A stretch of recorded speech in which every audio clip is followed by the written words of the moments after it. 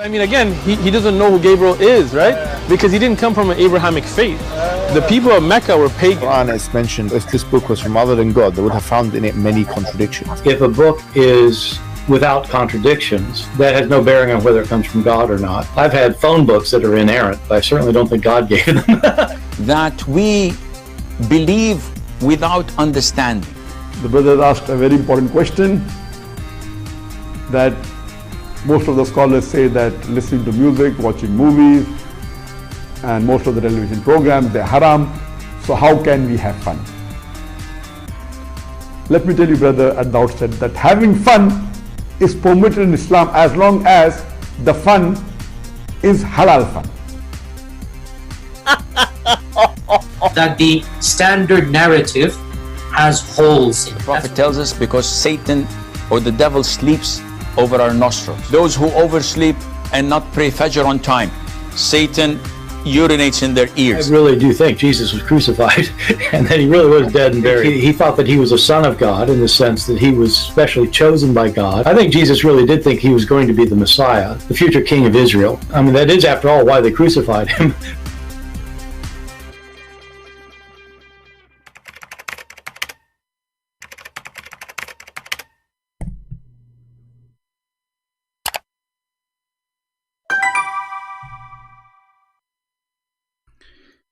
Hello everyone, and peace of Christ to all of you. Please invite your friends and let us have some good time together. You know, I saw somebody in the chat saying we will do one topic at a time. We always will do one topic at a time, and all of them, they end in one direction. Muhammad is a fraud. And as long as we see some Muslims in the chat, I would like to welcome them to join us and call me live on air. And I will be sure to open my Skype so all Muslims can call us. Now, for sure, we welcome those who claim to have knowledge, but sadly, those who claim to have knowledge, they are potatoes and they don't dare to call me. As an example, you will see a Muslim make a response to me. 1,000 lies, 2,000 lies, 5,000 lies of a Christian prince, but none of those little boys dare to call me for a second and quote one lie for me, because simply they knew that they are no match. So our Skype is open. And if there is any Muhammadan would like to call us, please feel free. There's millions of videos, articles, speeches about the amazing Prophet Muhammad. He is the trustworthy. He is the trustworthy. But how? We don't understand. Muhammad is the most amazing. How? We don't understand. Muhammad is a prophet. How? Nobody understand. You know, when you say even there is somebody who is a prophet, shouldn't he have a prophecy and the prophecies come to be true? If you question, if you, this, you know, the Muslims, when they make videos, as an example, the discovery in the Quran. What is discovery? A scientific discovery. In 2 minutes, you will find that this scientific discovery is a fraud. And that is telling us a lot about this religion. Because if this religion is from God, why the followers of this God, they lie about their prophet? It doesn't make sense. See, when you see somebody he is a religious, you assume at least he will be honest when it's come to his religion. You see, all of us, we do sin. All of us, we are sinners, and nobody claimed to be, for us as a Christian at least, nobody claimed to be the good person, because only God is good, and the Bible confirmed that. But Muslims, they worship there is a God. His name is Muhammad, and they fabricated millions of articles. And just to prove what I'm saying is true, I welcome any Muslim or Muhammadan from the religion of the Abdulism, Muhammadanism, to call us right now. My Skype is open, and prove me wrong. As an example, Muhammad was a trustworthy. I have no idea how this person was trustworthy. Even the Muslims, they are their own website. They explain that Muhammad was a caravan rider. He kidnapped women from their husbands. He raped them. He go to his own son wife. He flirt with the wife when the husband is not there. And then he forced the husband to divorce his wife, obviously, so he can have her. And then the Muslims in their books, they write that the prophet, he have at least 16 privilege. About 9 of them is about his private part. To the point, if the prophet, his eyes fall into a woman, he like her, her husband must divorce her, so the prophet can boom boom with her. So how in the world this man is a trustworthy? Now, as you see, I am coming in a time which is not usual. Usually I come either early morning in my time or late at night, mostly early morning. So now not many people here, but I hope people will invite more people so we can get more people to join and learn. Do we have any Muslim would like to call? I see in the chat we have somebody, his name is Gaming Tips. That's a good name. What do you know about gaming tips? Do you like to call us and tell us about gaming tips? Because I believe Islam is a game, and it's a really bad game. As an example, it's one of the games of Muhammad that you can do all kind of adultery, killing, theft, you name it. I mean, all kind of crazy stuff. And then there is a game. You go around the Kaaba.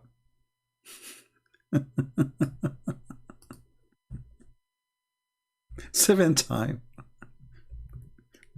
Or touching the black stone and the Yemeni corner will erase your sin. I mean, this is a nice game. Who can beat that? Let us be honest here. You spend the whole year doing as much as you wish. Look at this game. This is one of the games. Thank you, Gaming Tips, for giving us the tips. Your name is an inspiration for us. I think you have a connection with Jibreel. Look what your prophet said. Is anyone incapable of earning 1,000 hasana? Hasana means reward. In a day? Okay, what does that mean? Someone from the gathering asked, how can anyone of us earn 1,000 reward? He said, okay, glorify Allah 100 times and 1,000 hasana will be written for you.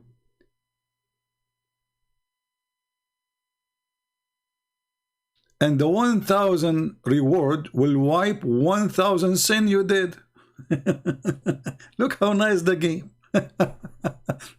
So every day you go rape, you go kill, you do steal, you do all the garbage, and then at the end of the day, before you go to bed, say 100 times, praise be to Allah, Subhanallah, Subhanallah, Subhanallah, Subhanallah. Here you see the stupidity of the founder of this cult. Because how easy it is to fix the society. You see, he's not fixing the society by making you decent. He is fixing the society by going to wherever you want and then say Subhanallah 100 times. What a funny, silly game. Is that really God talking to Muhammad? Teaching Muhammad how he earned heaven?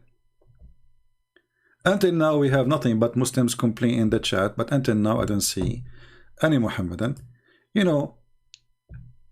All the Muhammadans who come to us, the ones who call,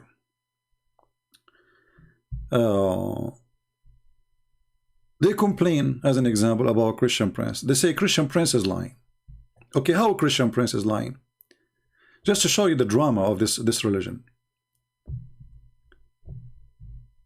I will give you an example.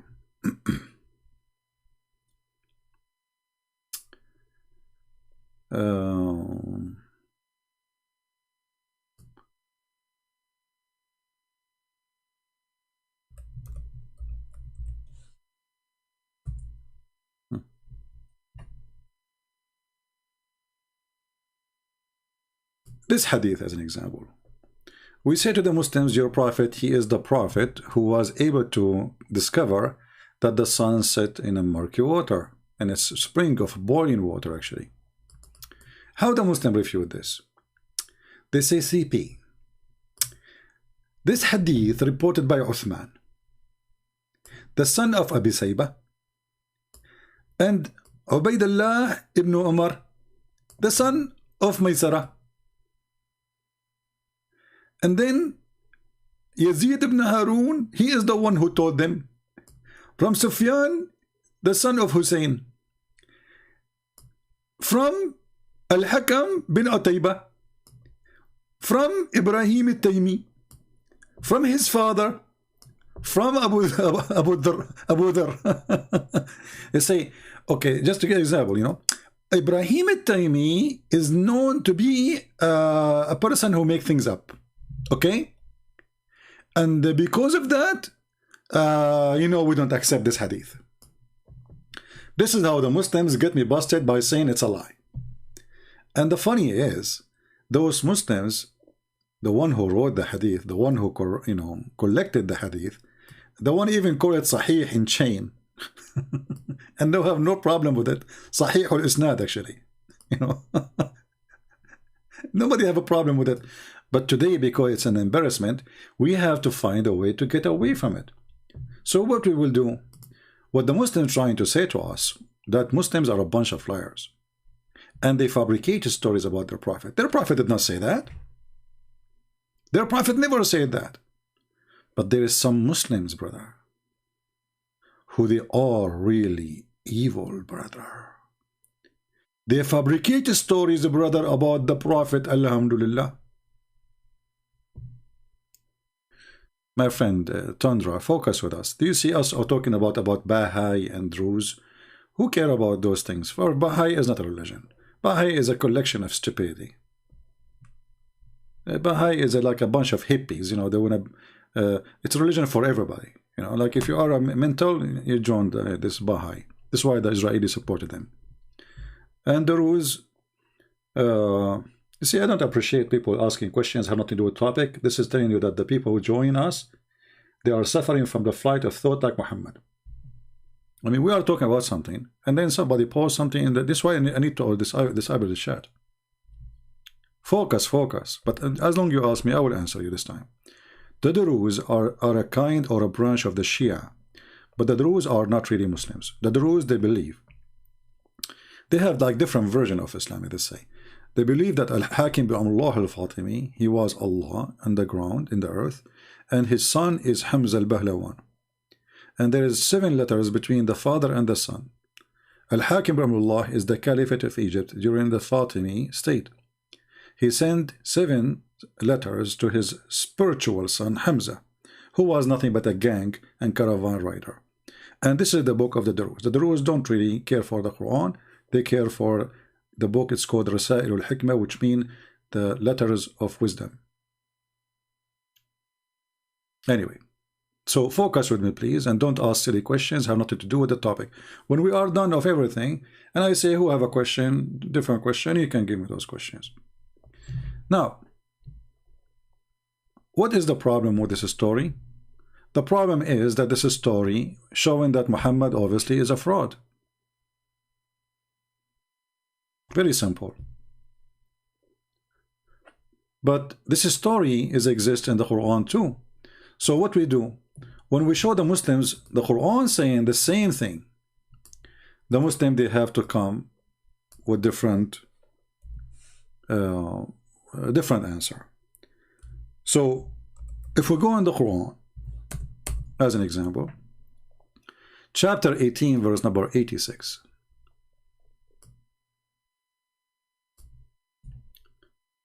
Chapter 18, verse number 86, where it says that the sun set in a murky water, and who founded Zulqarnain? The Muslim here, they start getting their imagination to fix it. They say, this is from the perception of Zulqarnain. It's not Allah who saying that the sun set in murky water. But read with me carefully. Do you see anywhere it says what the Muslims are saying to us? Do you see where it says that this is how it's appeared to him? Did Allah say the word it appeared to Zulqarnain this way? No, this is Allah is talking. This is not Zulqarnain. So this person, he kept going until he found where the sun set. He found it setting in a spring of black muddy. Actually, it's not really, you know, Hamia is, you know, because it's boiling with the mud, So it is muddy and like, you know, you see those what they call it, like if you have a volcano, you will see like a gray water coming, boiling, or very hot. So this is what the water we are talking about.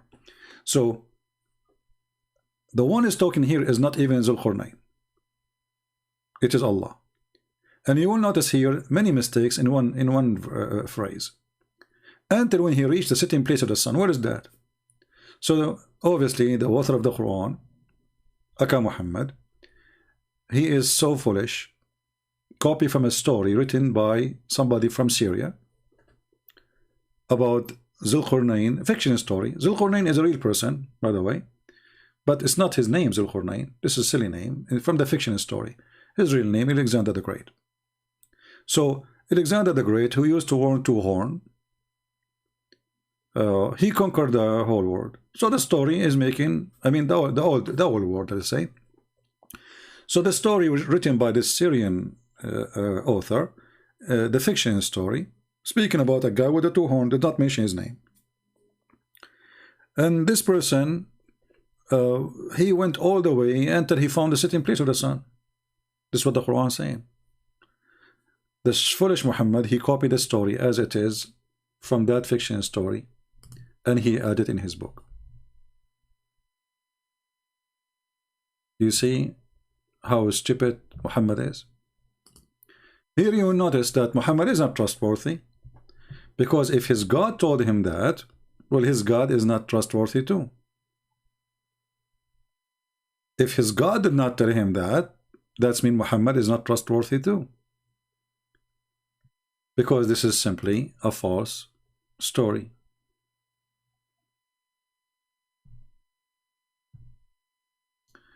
I want a link for you to debate. He want a link for me to debate. Let us call this guy.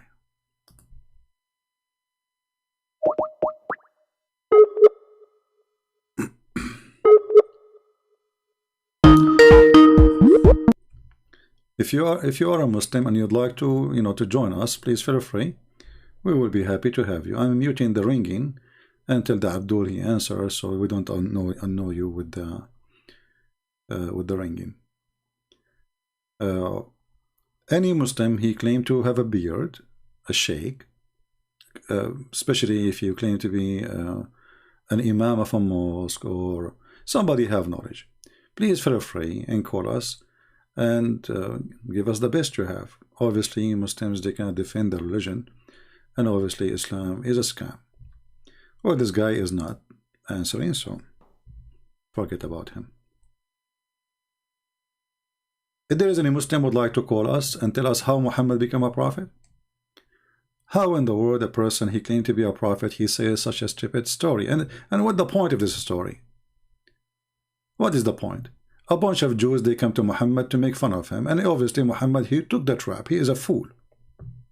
They ask him, tell us about Zulqarnain, the prophet of Allah. The guy, the idiot, he spoke to him as if he is a prophet, just because the Jews, they said to him, tell us about him. So the Jews always, they play with this idiot, and Muhammad always fell into their trap. Any Muhammadan? Do we have any brave Muslim would like to call us and tell us how Muhammad is a prophet? How Muhammad is trustworthy? How Muhammad can be listened to? Is Muhammad mentally ill? Well, there is many proofs that Muhammad is mentally ill. And again, the Muslim, they will say to you, you will find a million videos made to refute the Christian Prince.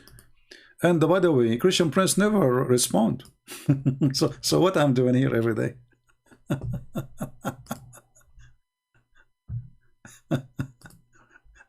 I don't respond to idiots. I respond to Islam. Let us see. We're calling this guy. Let's see if he will answer. Hello? Hello, CP. Yes, my friend. We're live on air. What would you like to say to us? No, I was not planning to come on air. I just wanted to link you with a guy, one of my friends. who is willing to debate you. Your friend will debate me? Yeah, he said he want to debate you because I told him about you and I showed him your video and he was confident that you want. Is he next to you or was your friend? No, he is back home in Nigeria and I'm in Canada, so I have to talk to him and fix it. My friend, if you like, you can text him and he can join us. Thank you for calling. All right. All right, thank you. Yeah. Please, guys, don't call me, don't text me. We want Muslims to text us. You calling me, texting me doesn't make any difference for me. Because we want people to see how Muslims, you know, they want to see two sides of the story. Not like the Muslims, they make an interview. Or let's say two Muslims, they start bashing Christianity. And they laugh at Christianity. You know, this is easy, you know, talking to yourself, right? You always win. This is how Muslims, they really, they claim that they can refute us. And if they want to make a debate, if we can call it a debate, Muslims always, they choose carefully. They will debate who? A person who do not know much. As simple as that. Because the maximum he says something, we will say to him, you do not know Arabic, you do not know the meaning. Here we go. Right? When Mimi Hijab, our sister Mimi, she was debating David Wood. David Wood, he says, your God, Allah have two hands. Mimi, he said to him, who said so? I know this is coming. You don't speak Hebrew, you don't speak Arabic. That's it. The problem solved. So, Muslims, always they play the game of mockery to avoid the question. And they play the game of you don't speak Arabic to avoid answering too. With me, those things, both of them, they don't work. Because you do mockery, I will whip the floor with your face. You want to speak Arabic? I am an Arab. You want to speak about knowledge? Try me. So who is a Muslim who dare? You see, I'm not David Wood with the blue eyes you can lie to and I don't know what to say to you. This is why no, they don't dare. I mean, all those Muslims, they claim they can refute me. I saw before I start somebody saying EF Dawa. I don't know why they even call themselves F Dawa. That's a good name, F Dawa. They claim they can, you know, okay, give me the Skype, I will call them right now. Give me the F Dawa Skype, let them text me, I will call them right now. They can go on their channel. Fair? Is that fair, guys? So all those kids, like this F Dawa, they said that when the word in the Quran says as-sulb mean the male member. I never heard of somebody saying such a stupid thing, that as-sulb is a male member. They were talking about, you know, I didn't watch their video, but somebody sent me a video of them. It was funny, stupid, like them. So the guy who is supposedly an expert, he says, if you open a dictionary, okay, let us open dictionary. Why you don't open dictionary to people so they can see in the dictionary you are talking about, so people will laugh at you?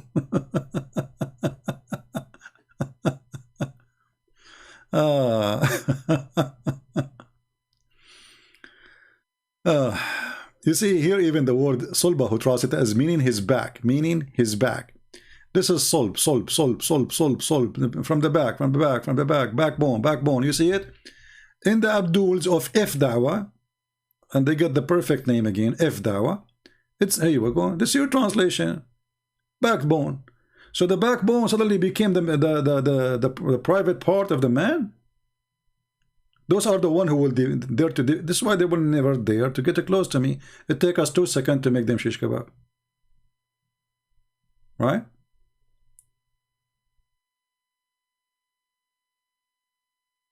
I mean, what is that? They got the name for, you know, they chose the perfect name, If Dawa. What is that? You know, all the Muslims hadith says that the sulb mean the backbone, the spine, the backbone. Look, you know, backbone. Even when they speak about Adam, you know, read carefully with me here.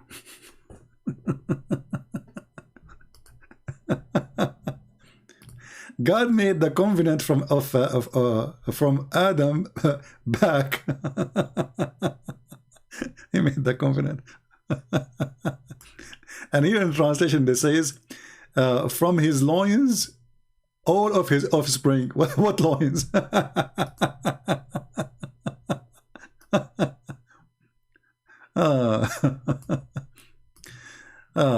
So, you know, Islam is a comedy, and Muslims are like salesmen trying to make Islam look good.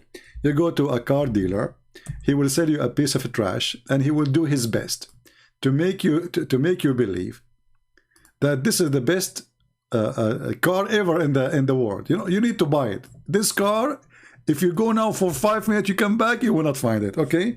And if you are a fool, you will believe him. You know, you forgot that he's a car dealer, and then you take it home, and then you find that the car is screwed up, and he will say to you, well, sorry, sir, did you see the policy you sign, you know, when you sign the paper? So this is your prophet explaining the backbone, but the Muslim, they say this is not the backbone. It is the private part, brother. And why they are saying this is not the backbone? Because simply, it's embarrassment. Muhammad, you know, he claimed that this has been taught by his God. So how the sperm of the man is coming from the backbone, and the sperm of the women is coming from the ribs? And since the women, they have a sperm anyway. Stupidity. Yeah. What you can say. What you can say. Until now, we have 0 Abdul. I noticed that before I go live, we have many Abduls in the chat. After I go live, it's not the same. Even the chat is dry from the Muslims. Huh? Any Abdul?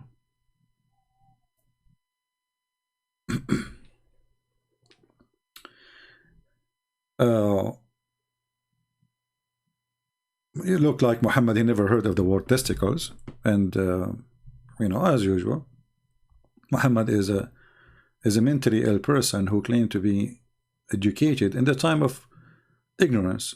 So, you know, who was going to get him busted at that time in the Arabian Peninsula when they are a bunch of ignorant too?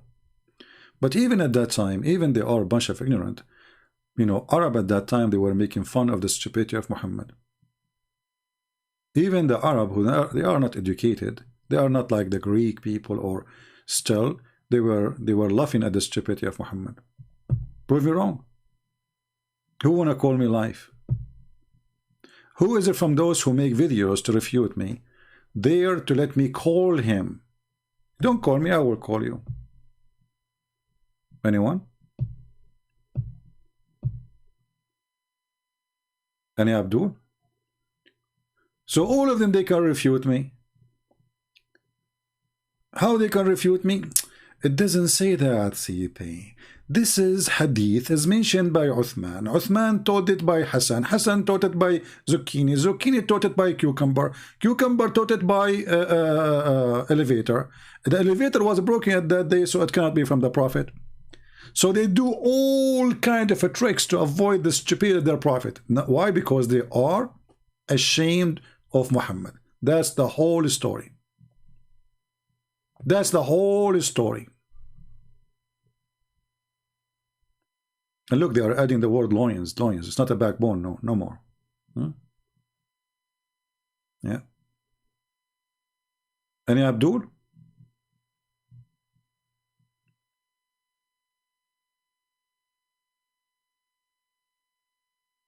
Anyone?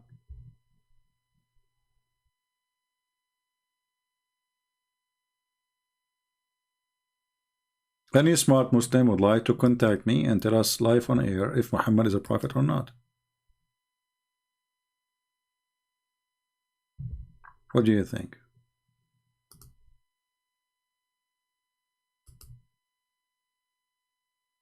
Anyone? Look like there's no more proud Muslims, sadly. They don't want to be proud. What I can do?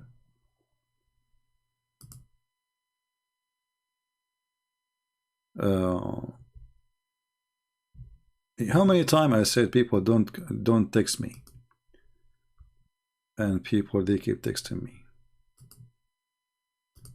Especially if you are a female, go and text a female like you. Do we have any Abdul?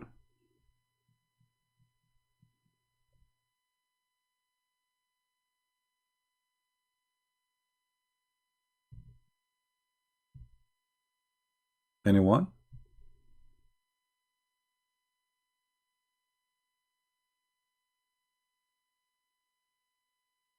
Any half one?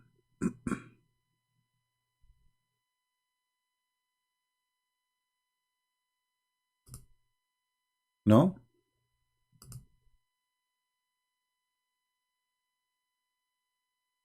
Okay, any quarter Muslim?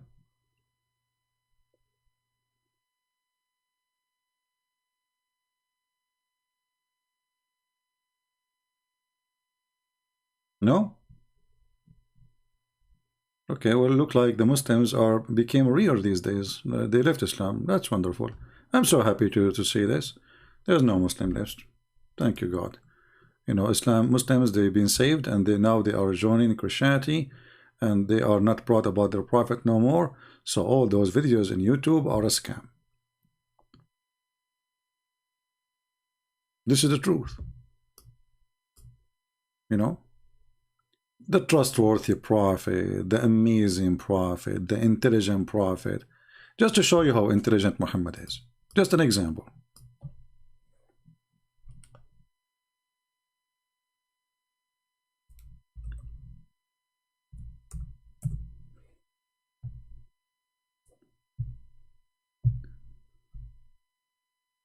Who can beat this intelligence? Nobody. According to the smartest prophet ever in earth, that if you have orgasm first, the baby will be a boy and will look like you. If the women have orgasm first, the baby will be a girl, will look like her. Who can beat that? To be honest with you, nobody. Come on. We have a person, his name is Wasim Ali, and he is calling me coward princess. Well, Wasim, what about you give me your Skype and let us see who is the coward? Is that fair, guys? As long you see, we allow even Muslims to post comment calling me names. If you go to Muslim page, if you insult the one who is running the program, he will block you right away, and he will say not only he will not let you talk, he will hide your text. So why you don't call me? Let us see who is the princess and the coward. What say you? Are you a man enough to call me? What do you think, people?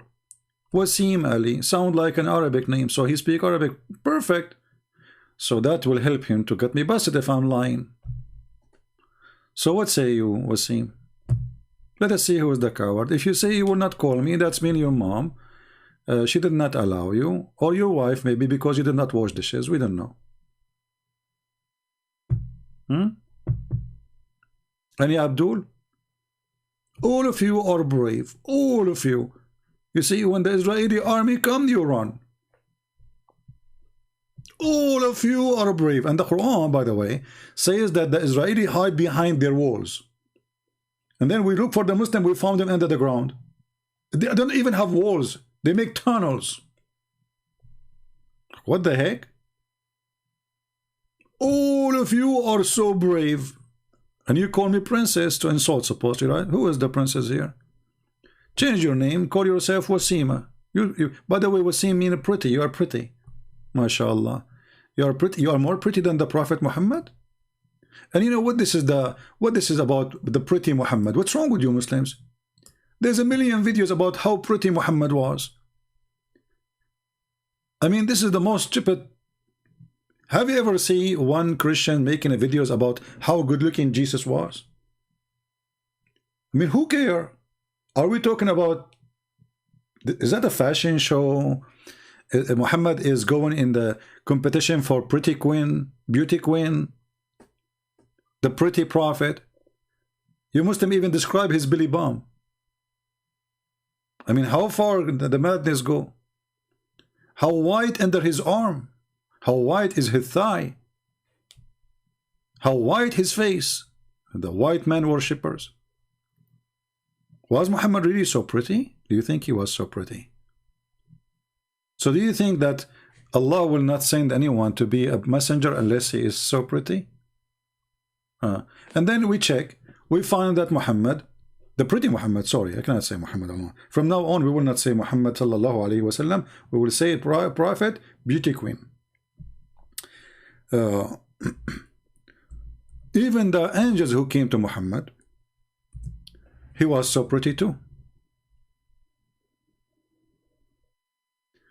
There's a boyfriend of Muhammad, he slept with his wife before him, the one who they raped first. Among the captive was Safiya. First she was given to Dahil Kalbi. Okay, who is Dahil Kalbi? This is the same guy who Jibreel came in his look. Okay, why Jibreel came in the look of Dahil Kalbi? Because he's so pretty. Read carefully. The angel Jibreel, brother, he come to the nearest resemblance, you know, of Dahil Kalbi. This is translation, not my translation. Okay, why Jibreel is coming? He looked like this guy, the boyfriend of Muhammad.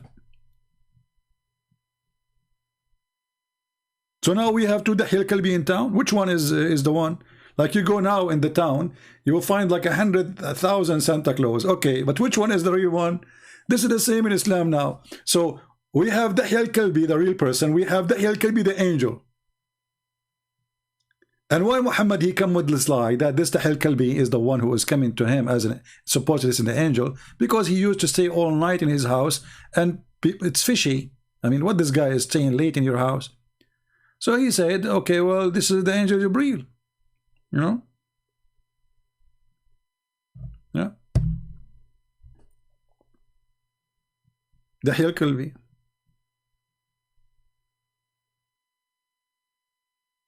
Do we have any person can call us and tell us something good about the pretty prophet? You know, when the Muslim, they make videos about the description of Prophet Muhammad, and then there's a background music like, and the guy, he says, I look at the prophet, I look at the moon, I look at the prophet, I look at the moon, I look at the prophet, I look at the moon. Come tomorrow, you know. I look at the prophet, I look at the moon, I look, like, what the heck? All of this to describe the prophet, how pretty he is. Okay, he is more pretty than the moon. And by the way, is the moon pretty anyway? I mean, what do you mean I look at the prophet? Because he's white. They are white man worshippers. Do we have any Abdul? He have anything to say to us about his religion? Look, all those stories in front of me. I mean, I cannot find even a decent story to tell you.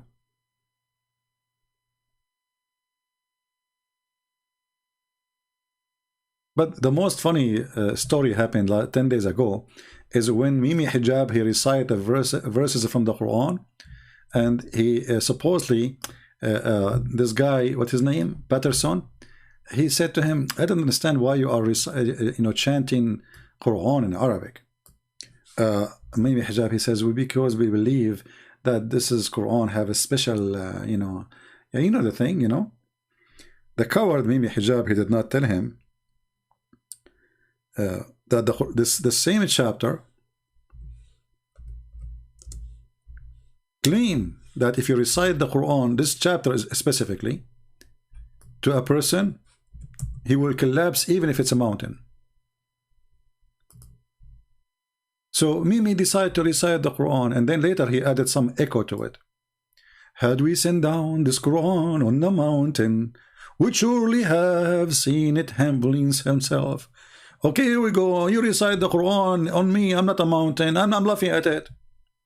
The experiment of Islam is not working. Hold on, you remind me of something. Let me go to Prophet YouTube. There's a sheikh, his name is Al-Uraifi. Very well known Saudi sheikh.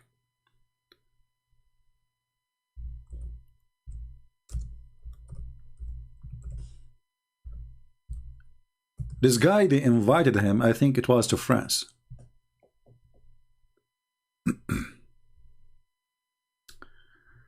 Let us see if we can find it. Here we go.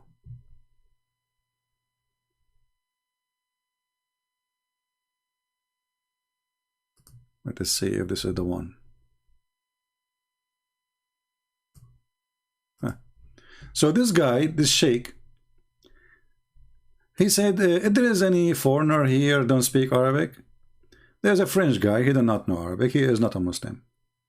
So they want to prove to people that when you recite the Quran, by nature you will choose the real Quran, you know, because the Quran is amazing.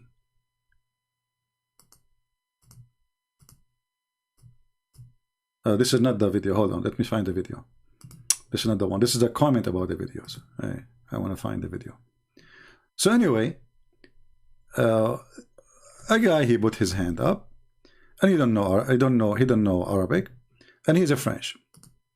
So he told him, "I'm going to show you. I'm going to say two verses from the Quran. Two Quran. One is fake, one is real, and your heart will lead you." Because this is what the Quran says. Your heart will lead you to the true one. And this is the video, I found it. And this is what is called today the chapter of that apple. Because this guy, he made Quran look like the Quran of Muhammad. And this is telling you anyone can make Quran. Here we go. أو فارسي ما يقدر يفرق ذكر رحمة ربك عبده زكريا. هذه الجملة الأولى وجلسنا معك وأنسنا لك. طيب هذه الجملة الثانية قل له هل شعر بفرق بين. Actually, this is cut off from the video. I wish I can find the whole one. And now he's asking him, okay, so the first one and there is a second one. The first one is the real Quran. The second one is the fake Quran. But he did not tell him which one. He said, which one you think your heart make you fail into, the first one or the second one? Guess what he chose? بين الكلامين. La deuxième, الجملة الثانية. He chose the false Quran.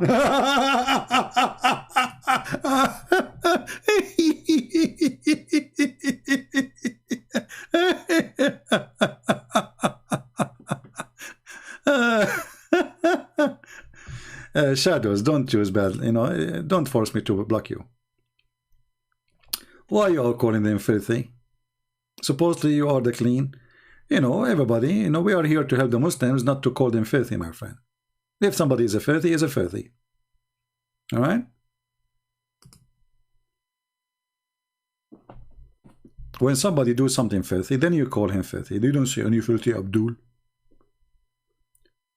So here a great example of the stupidity of Islam. The Quran says, you know, this Quran, anyone, even the genie converted to Islam when they listen to it. So what the Muslims they do, they bring a guys, he have a nice voice and he start singing. And because you are a foreigner, you do not know what he's singing, you might like it. You know, the same as you see people like in Indian songs. You know, people shaking their heads, and you know, you watch an Indian movie, from the middle of nowhere you will find like 10,000 women and men, they are dancing. How, where, who care, you know? And you might like it, right? But maybe if you know the words, you will not like it, because words can make a difference. The same as many songs in English. There's many people, they repeat English words, but it's nothing but the F word, the S, she, ish, it word, you know, those filthy arabe music. There's many kids in the Middle East, they recite them, they like them, you know, they love them. But in reality, they are very filthy, you know. So what is important, what is the word mean? Not this, the voice of a chanter, a chanting person. Give the same Quran for somebody have a bad voice. You will see the same Quran sounds so stupid. Even if you do not know Arabic. Just seeing the voice, you know. If you give a newspaper for someone have a nice voice, even if he is reading a newspaper, you will enjoy it. Because his voice is nice. It's not the words he's reciting, right? But they try to fool you, and they bring you, like, you will see all the record of the Quran is done by people who have a very nice voice. Okay, Muslim, if the Quran is amazing, why you need somebody have a nice voice to make the Quran sound nice? Any one of you. Actually, let us make competition. Who is a Muslim can call us right now and recite the Quran for us? What do you think, guys? We offer the Muslim. What is this guy? What's his name? Wasim Ali. You still alive?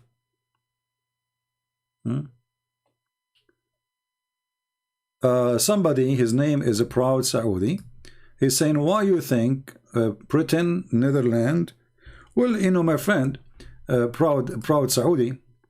I like your name, actually.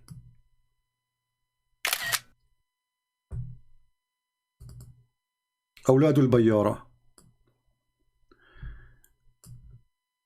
Look what Mr. Proud Saudi is saying. Why do you think Britain, Netherlands, Europe turned into atheism? My friend, as I know, our churches is full, and as I know, if this is the logic you are using, then why Al Jazeera TV, which is coming from the border country next to you, saying 16,000 Muslims live in Islam a day? I will go with your logic. So if Christianity is fake, and this is the reason, well, that means Islam is fake. Even your prophet said that Islam start as a small religion, will end as a small religion. So I will use your logic. If the religion is fake, people will leave from it, correct? The day Muhammad he died, tens of thousands of Muslims left Islam. Is that correct?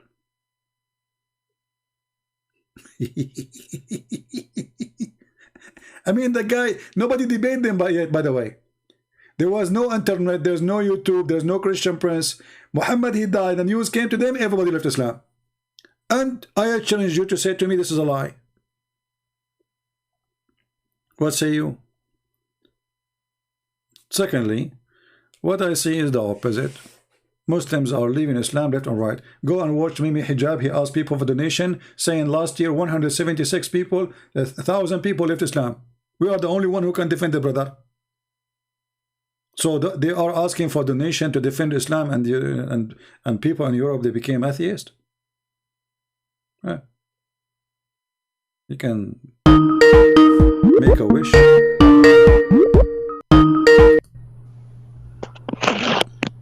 Hello? Yeah, hi, can you hear me? Yeah, how are you doing? You are a Muslim? Fine. I spoke to you a while ago. I think you called me duct tape. Oh, Mr. Duct Tape, how are you? Yeah, I'm fine. You remember me, yeah? Yeah, actually, hold on. You know what? I have a surprise for you. Now I look at your name. Here we go. It says Muhammad Duct Tape. I changed your name in Skype, you know. Honestly, I changed your name in Skype. I changed the name and make it Muhammad Duct Tape because I remember you were out of duct tape trying to fix Muhammad. I mean, it's not. When I look back, it's not an easy job, you know. And no I want to say. What do you want to say to us, Muhammad? Well, I want to say, of course, you said only Muslims can call, but you know, and I'm no longer Muslim, but I want to say, you know, thank you for, you know. What happened last time you called me? You left Islam? Ever since then, I had to question a couple of things, and I also had a few doubts. So you left Islam now? Yeah, I've left. But did you leave Islam when you are talking to me live on air, or you hang up and you are not leave Islam yet? Because I don't remember you left Islam.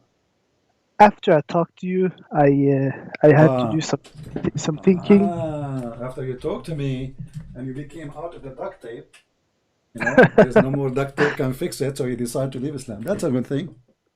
Well, even before that, I had a few doubts, but I was still trying my best to defend it. So one of the reasons I called you is to see how the defense would do, for example, to someone who can, you know, criticize. And, you know, after seeing criticism and from someone like you that's not afraid to criticize, I've come to a conclusion that I still respect Muslims, but me personally, I can't, you know, there's too many, like, problems, you know, for this to make sense. Yeah. Well, it's not only about making sense. I mean, Islam is stupid in every aspect. Even the definition of God in Islam is a stupid definition.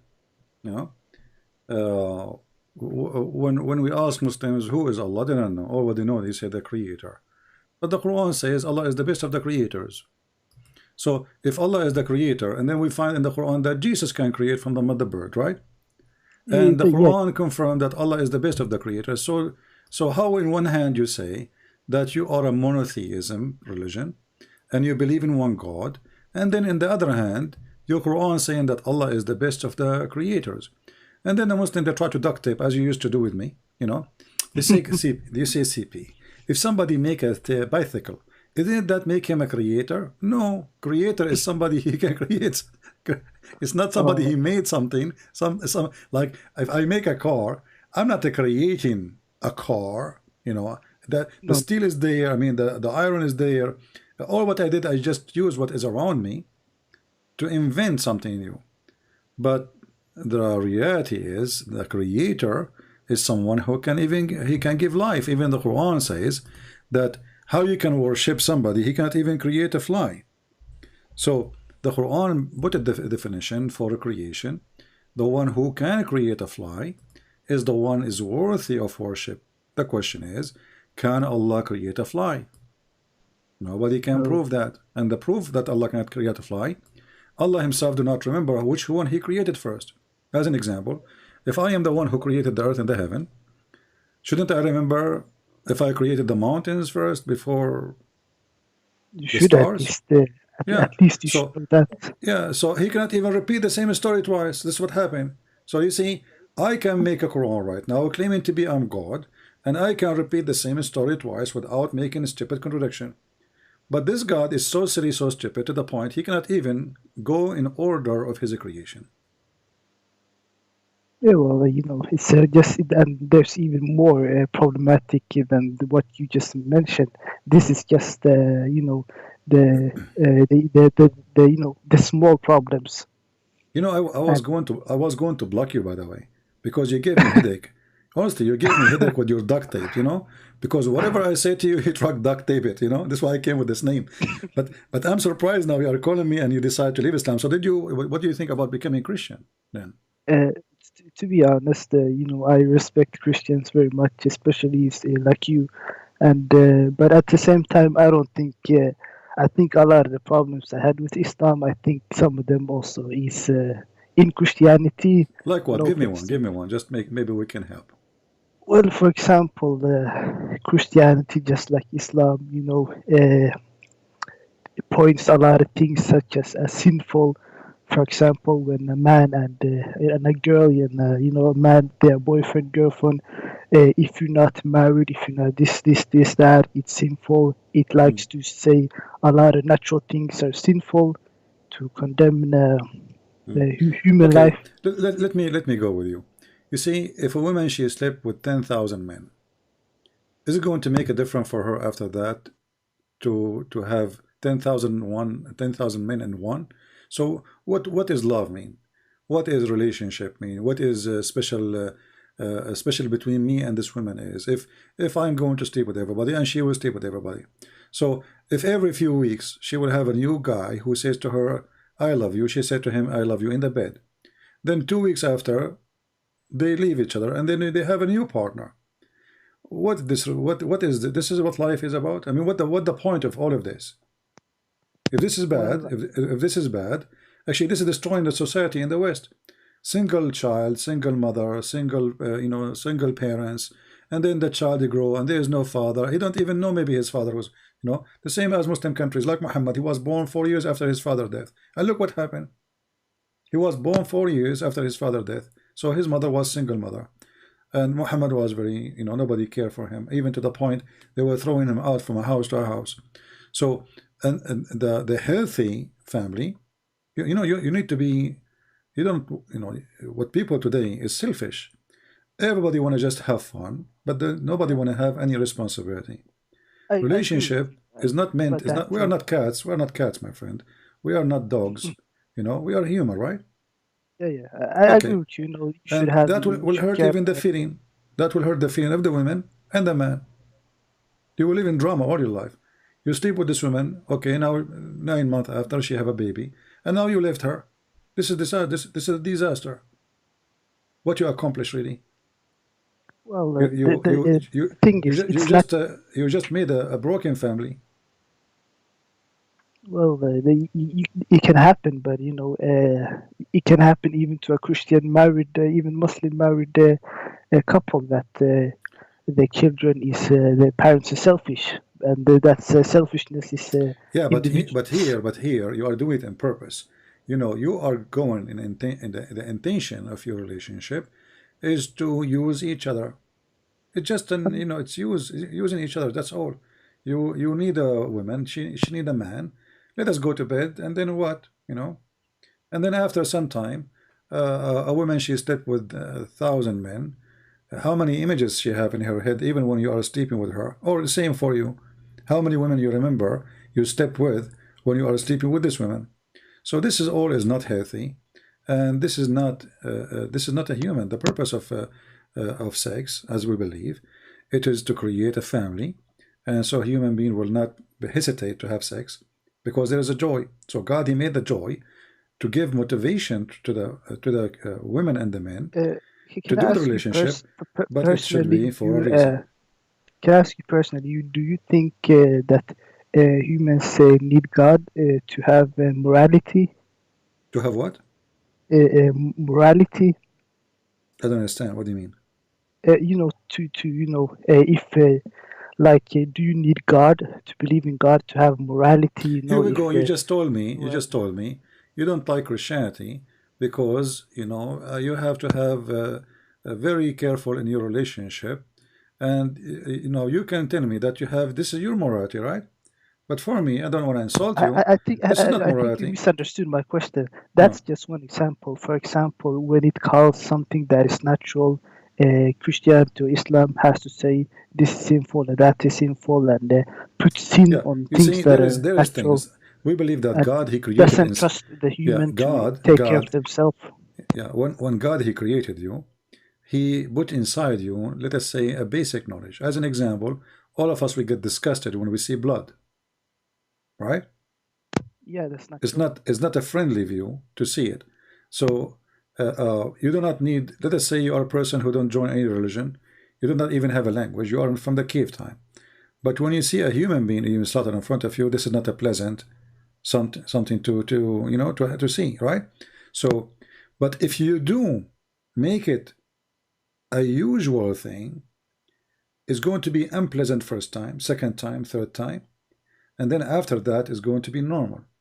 So God created us with how to know what is pleasant and what is not. And then what we do, we kill what God gave us, and we keep going in our deception. So when you steal, you know that this is not right, even if there is no religion. You know that's not yours, right? So you are acting like an animal. Two animals, you know, fighting over something. You will see a male cat is kidnapping the baby cats from the mother, and he eat them. He eat them, you know. Okay. For example, but that make us go back to the animals. We are like animals. We are not a human no more. So God, He gave you a kind of moral. You are born with it, but not religion. Not religion. No. For example, you know, when I was Muslim, you know, used to say, hey, if you are not using your time, your valuable time to pray 5 times a day, then you are doing something sinful. You're not allowed to just mind your business and do work. Well, this is the stupid Islam, you know. For us, prayer is Christianity doesn't do exactly. It's not as bad, you know. But at the same time, Christianity says, you know, you are sinful because Adam, you know, and Hawa and Eve, you know, and He puts you. He says you're sinful just because you exist. You didn't do anything. No. You got it wrong. When we say because of Adam we are out of heaven, doesn't mean that Adam is the one who did sin. I did nothing. We believe that when we say the original sin, mean that the original man was sinner and I am a sinner too. Prove me wrong. If there's anyone that did not do something bad, correct? Well, doesn't matter if you have religion or not. You know, all of us, we do bad, right? Yeah, but let's say a baby that gets born here instead of a baby in Christianity, a baby Jesus, he said, if you do not become the same as those little ones, you will not enter the kingdom of my Father. So the babies are granted to go to heaven because they commit no sin. But but for us, adult, when we talk about original sin, we don't put the blame on Adam. This is a false understanding of Christianity. But we say that Adam was the first and I am the second. That's all. He was my grandfather, but I am no better than Adam. So we don't blame what does Adam. the original sin mean? Huh? The original sin. Then what is this concept? This is the original sin. Original sin that Adam, because of Adam, went out of heaven, but we are no better than Adam. We follow. Okay. Yeah, we follow Adam's steps in being sinners. So the original sin doesn't mean we are blaming Adam for all the sin we have. We are blaming Adam for the first sin, and the rest of the sin is ours. And it doesn't matter really who do the first and the second. Sin is sin. You know, if you do sin before, like you are first and then I second, in the eye of God, both of you are sinners. Doesn't matter who did it first. Okay. Well, it's, you definitely. I'm happy I asked you those questions. It made me change my opinion on the. And I'll see. I have to think a bit more. But so far it's changing my opinion. I used to think that Christianity likes to call the life and the world sinful and a bad place, instead of accepting it like it is and. So on and so forth, but my friend, life is a bad place because we made it bad, not because life is bad.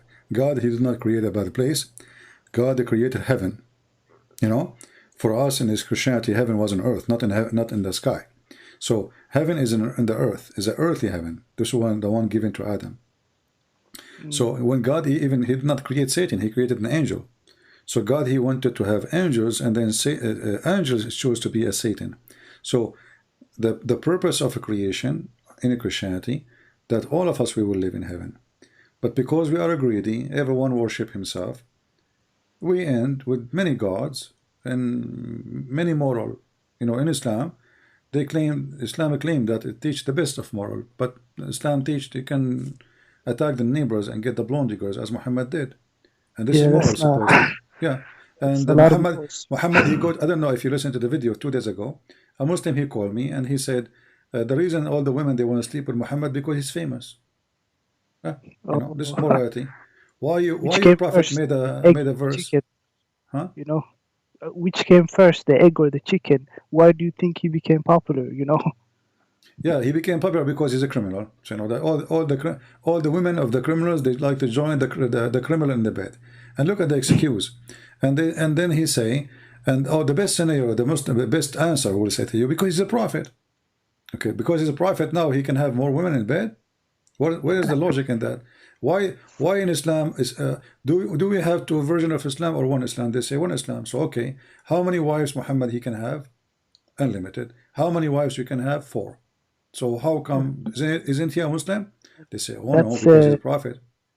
That's very convenient for Muhammad, don't you think? So my friend, if you have any question about Christianity, I will be happy to help you, and I invite you to accept the Messiah as your Lord and Savior, because trust me, all what people they can give you, in this world, will not take you to any place of rest. All of those things we mentioned, it is not going to bring rest. You will find that most people who they are disturbed in their life is those who don't follow let us say a good belief.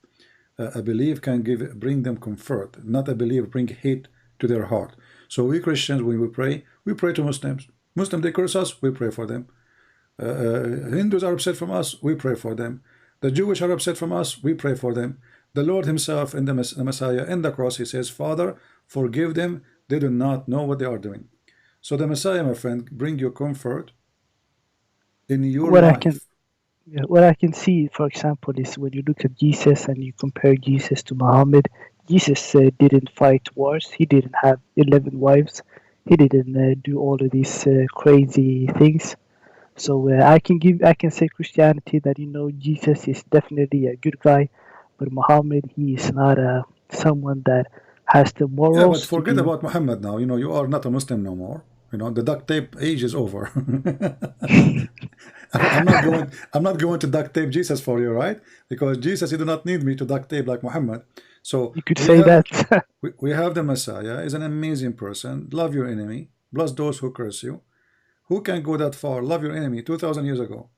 Today, who dare even to say this word?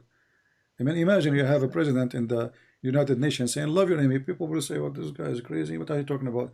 Imagine Putin and Joe Biden, you know, he might forget his name at that time. They go in a speech and they say, love your enemy. Okay, that will not work in this. Why they will not work? Because people, they are full of a greed. People seeking power.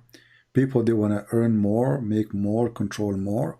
So the evil inside us forbid us from following the Messiah. Because if we practice only one sentence of Christ, not the whole book, just one, love your enemy, all the budget we have for military in the world can make this earth heaven. That's a lot of money wasted trillions on of dollars on military. That's true, you know. Yeah, trillions of not billions, trillions of dollars. You know, is spent around the world just to kill. Why? Because a human being is worse than animal. You see, even animals, when they fight for a reason. Human beings, they don't fight for any reason sometimes. Yes, I mean, you wonder, you ask yourself, what even the reason for this war? That's, Russia is so big, India is so big, Pakistan is so big. What do you want? What exactly you are looking for? Nobody. They cannot live without killing. So hatred is the supreme in this earth. Hatred is the master in this earth. This is why we as a Christian, we believe that the Messiah is going to come back and he's going to save this earth from our hatred. I see. Well, yeah, well, it was a pleasure talking to you, and you know, I really appreciate it. And you know, don't be scared of criticizing ideas and religions and this and that. I'm the last one needed advice, my friend. That's why I'm happy to hear that. All right, take care, my friend. God bless you. If you want any help, you can call me. I appreciate it. But I invite you, before you sleep today, my friend, think about it. No one can save you, and without the Messiah, you know, still we will never have comfort in this earth. You will go through many things in your life. You will feel that the life will direct you just in temptation, but there's no purpose. With the Messiah, you will have a purpose, and temptation will not die. Temptation will be with you, but temptation will be under control. So there's a huge difference between you control your temptation or temptation controlling you. A person who lives under the control of temptation will end wherever temptation take him. I can tell you that, you know, being an atheist, and you know, believing that there's no God, you know, it feels like almost a bit lonely sometimes. You know, it's like it feels almost purposeless. I don't know if I have to get used to it, but there's something to be said about that, I can say. Well, I hope soon you will manage to rethink it again, and you will call me and you tell me that if you have a question, I will answer you, and I hope soon you will accept the Messiah as your Lord, as Savior. And I'm so happy for you anyway that you decide to leave Islam. But remember, for me as a Christian, you are not saved yet, because still you are just going with the current. Wherever the current take you, we will go. You know, because you are submissive to life, not to a purpose in your life. There is no purpose. You are just living, you know, enjoying things, food, sex, etc. But real purpose, you don't have it. And life without real purpose, it goes so fast and it dies so fast, and nobody will remember you after that. All right. I will think about it. A lot of give you something to think about at least. So yeah, thank you. All right. Thank you, my friend, for calling. Take care. Well, I'm so happy for him. You know, you remember, he called me, I don't know how, a while ago. I think I see here in YouTube, sorry, in Skype. We spoke last time. I don't know, in Skype it shows last time in November 24. Really? Time don't go fast? Huh. Okay. November 24th. All right. Yeah. This is actually, because I'm looking at the Skype here. This is the first time he texted me. It's Wednesday, November 24th at 2:21, and he is saying, Salam CP, I'm a Muslim, I have this agreement with you, can I ask you my question? Yeah. So the duct tape conversation happened at that time. Time go fast. We're happy for him that he decided to leave Islam.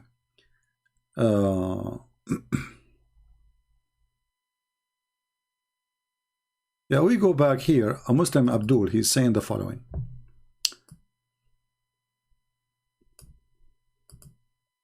How can you write that the moon split is unscientific while Jesus turned water into a wine? I mean, this is really very... You're a genius, my friend. You know what? I don't think you're born after 9 months. I think your mother, she cooked you in the microwave. Look at the compare. How you can write that the moon split is unscientific? First of all, we don't say it is scientific or not. Who cares if it's scientific or not? The stupid Quran did not even say who split the moon. Secondly, if the moon is split, why is it split no more? Did Allah glue it again?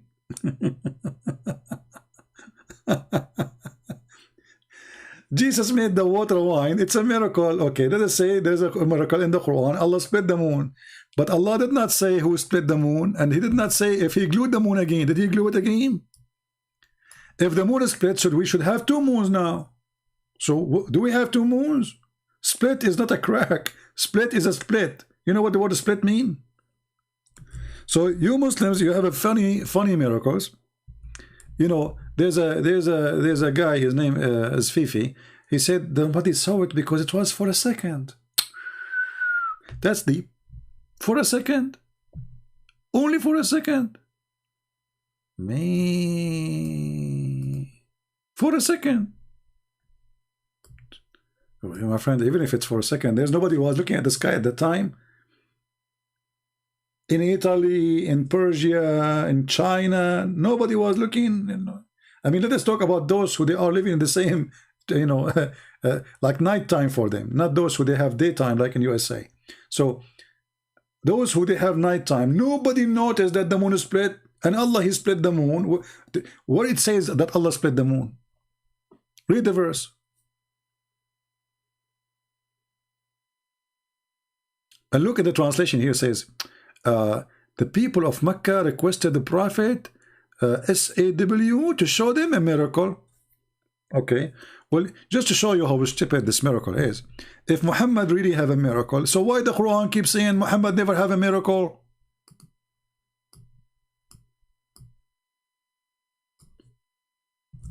Do you see the stupidity? If Muhammad, he had a miracle splitting the moon. This is a chapter 13, and it's mentioned twice in chapter 13, verse number 7. And chapter 13, by the way, is at the end of the Quran. Chapter 13 is at the end of the Quran. If we go, let us go a little bit, open Prophet Google. And we will look for Quran according to Revelation, Muslim website. According to Revelation. Yeah, because Muslims, they agree that the Muslim, they changed the revelation order. And the funny, they claim that the Quran never been changed.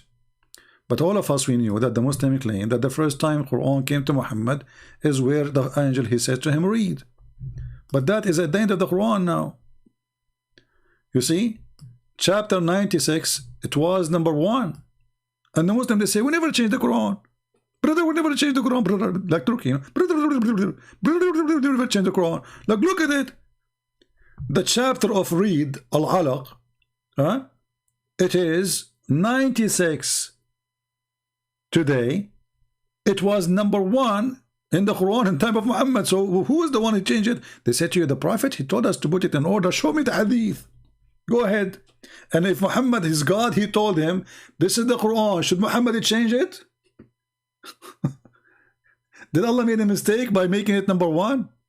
So let us go and look for chapter number 13, shall we? Okay, let us look for 13. Oh boy. Look at this. Chapter 13, it is number 96 in the according to Revelation. So Muhammad is almost dead. And yet Muhammad do not have any miracle. What about the chapter of the moon?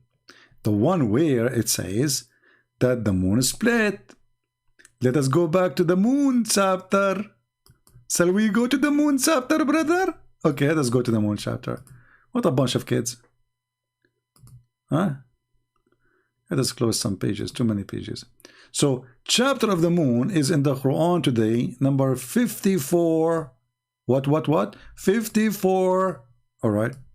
Let us go to the Revelation and search for 54. Surprise, surprise. 54 is number 37. So look what happened. The miracle of splitting the moon, as the Muslim they claim, happened in the beginning of Muhammad's life, after 37 chapters. Yeah, I mean, few years after, as a prophet. Then we go all the way until Muhammad is almost dead.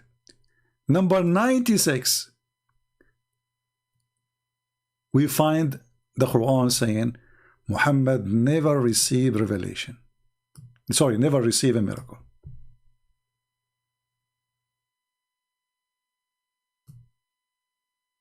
Do you see it? Muhammad should say to them, don't you see the moon? I split the moon for you.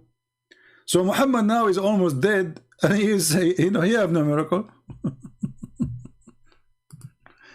He left as a dummy, never come back as a, when the Chinese say he left as a donkey, never come back as a horse, they were talking about Muhammad.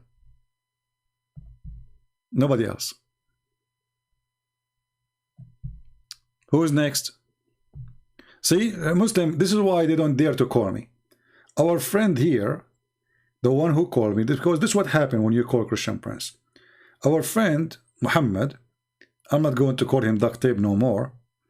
I come with this name because I give up on him. I don't know for how long we spoke. Let me look in Skype. For how long there was the conversation with him? I mean the last time conversation.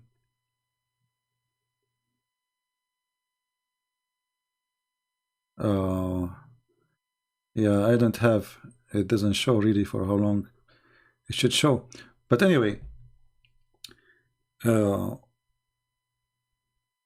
whatever I give him, he give me, he put a duct tape, maybe and maybe and maybe, and maybe it doesn't mean that, and maybe it's so I don't know, 1 hour, 20 minutes, I'm not sure. If I remember, I can remind me.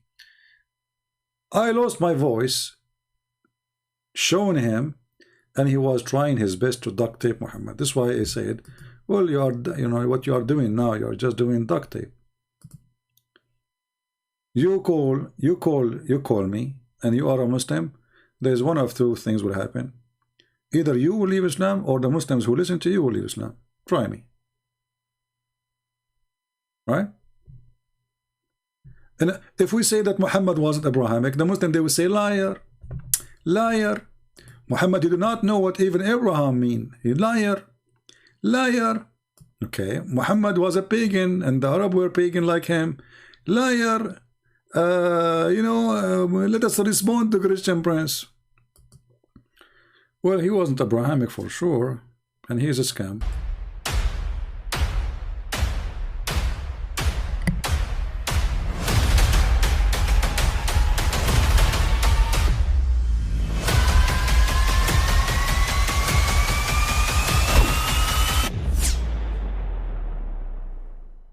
I mean, again, he doesn't know who Gabriel is, right?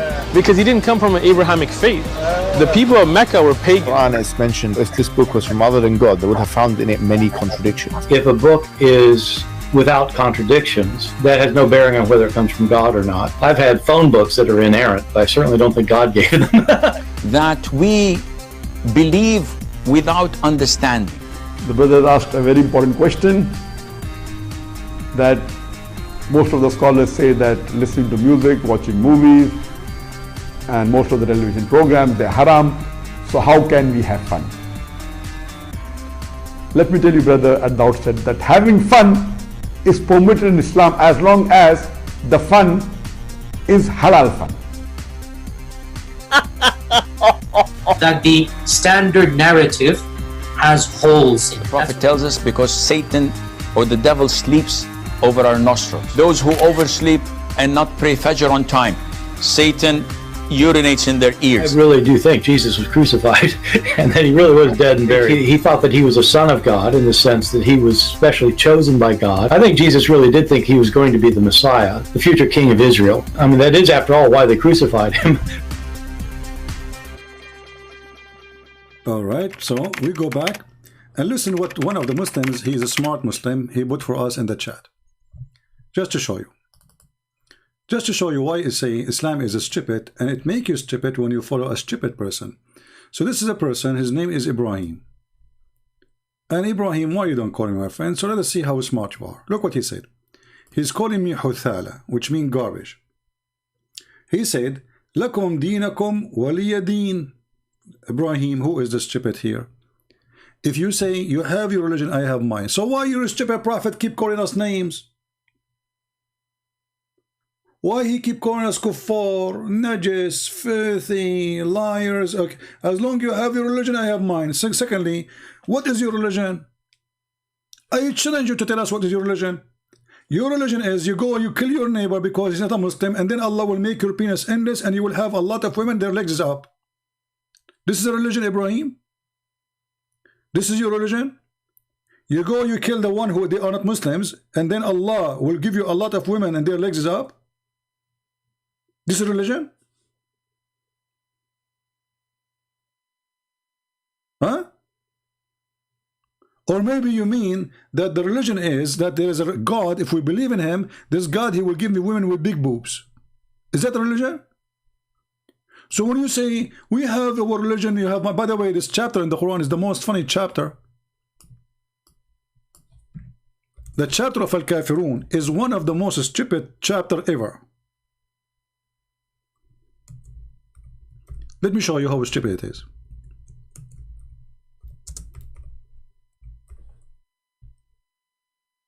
Cry, cry, cry, my friend. Cry. You cannot answer us. That's why you cry. Potato.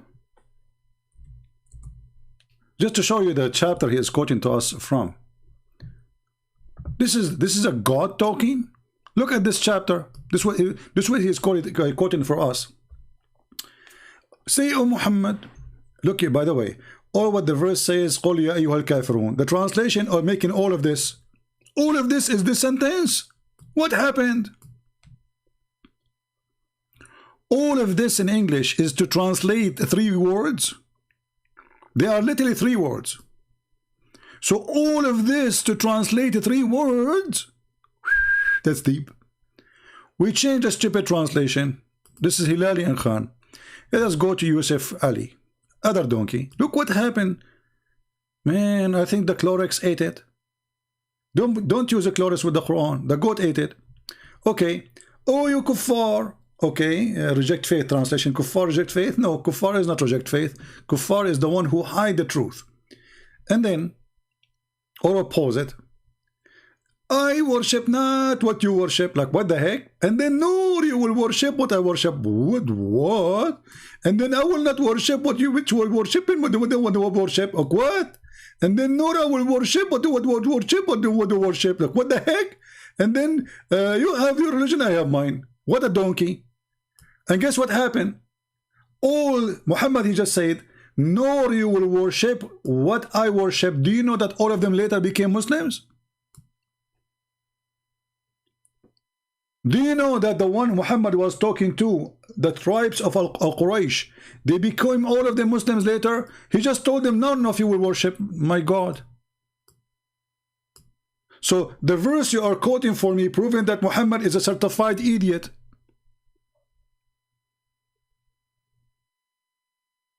What is this guy, Ibrahim? إبراهيم يا إبراهيم إنك لإنسان لئيم سأضع عليك اللعنة وأعجنها بالجبنة وأصنع منها قرآن عديم إبراهيم يا إبراهيم ما أدراك ما الشيطان الرجيم. We made Quran. This is religion. You know, if I change one word, instead of saying Al-Kafirun, I worship not what you worship, I will change I worship to I eat. Okay? Any time you see the word worship, change it to the word I eat. Just to show you how stupid this religion is. So, I will take worship here, and I will use the word eat in the top of it. Capiche?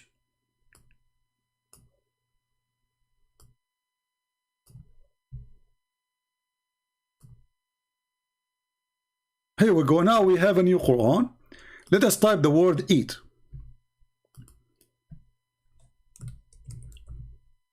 Oh, we're typing in Arabic. Let us switch the color. We make it red because Ibrahim, he liked red. This would happen to him if he did not wash dishes at home. Okay. So I will change the word worship with eat. For every word it says worship. And then you will see how stupid this book is. Brother, I eat not what you eat, nor I will eat what I eat, and I will not eat which you have been eating, nor will you eat which I ate. You have your food, I have mine. This is God talking.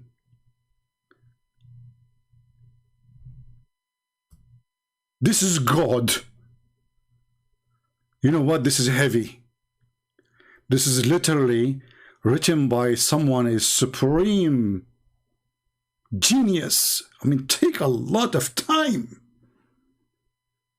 I eat not what you eat, and you will not eat what I eat, and I will not do eat what you eat, because you will not eat what I eat, because I will not eat not what you eat, but you will never eat what you eat, because you will not eat my eat, and I will never eat what I eat, because you have your food, I have mine. Thank you. That's deep. That is philosophy. That's where philosophy is coming from. Philosophy. This is not, this is philosophy of I worship not what you worship, and you will worship what not to worship, and I will worship what you worship, I will worship. My friend, your God, Muhammad, was watching Star Wars, so he started with worship. This is the verse you are quoting for me. Ibrahim, call me so we can laugh. And by the way, as you see, all of those he said to them, you will not worship what I worship, neither you will worship what I worship. All of them, they became Muslim, which is this chapter proving Muhammad to be a false prophet. Because he confirmed that they will never worship what he worship. Do you see why I say Djupet is amazing? No, Ibrahim is not missing. His wife, she forced him to go to the laundry room. She said to him, do you see, honey, what happened? Do you see, I told you, don't sit alone in front of the computer. Why you come to Christian Prince alone? You cannot. Honey, I posted 2 words and he made a story of it. Because he's a Christian Prince, don't you know? Don't do that. Actually, this is the reason you cannot have kids from me. Because simply, it's not functioning like your prophet. Hey, by the way, Muslims, how many descendants Muhammad he have? I look in YouTube, he has millions, man. The king of Morocco claimed to be descendant. The king of Jordan claimed to be descendant. Saddam Hussein claimed to be descendant. Al-Qaddafi claimed to be descendant. George Bush claimed to be descendant. I mean, everybody claimed to be descendant of Muhammad. But Muhammad, he cannot have sex. Not even in the time of Rex. And we have reference. Why you say that Muhammad married 6 years old, while Mary, she was 12 years old, a proud Saudi? Are you proud Saudi or proud an idiot? Can you show me the reference that Mary, she was 12 years old? Secondly, Abdul, isn't your Quran say that Mary, she was a virgin? Are you saying your Quran is lying? Because as you see, that Mary, she gave birth as a virgin, so there's no husband. Ah, look like your God. Allah is stupid. He forgot that Mary, she have a husband. But you are smarter than your God. You got the point there. Hey, Saudi, proud Saudi. I want to ask you, are you sure you are not Hindu? I know, it sounds like you are trying to make me say things to expose your prophet. You sound fishy for me.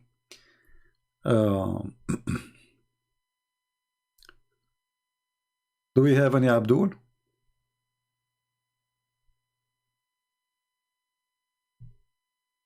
We have Ahmed here. Look how genius Ahmed is.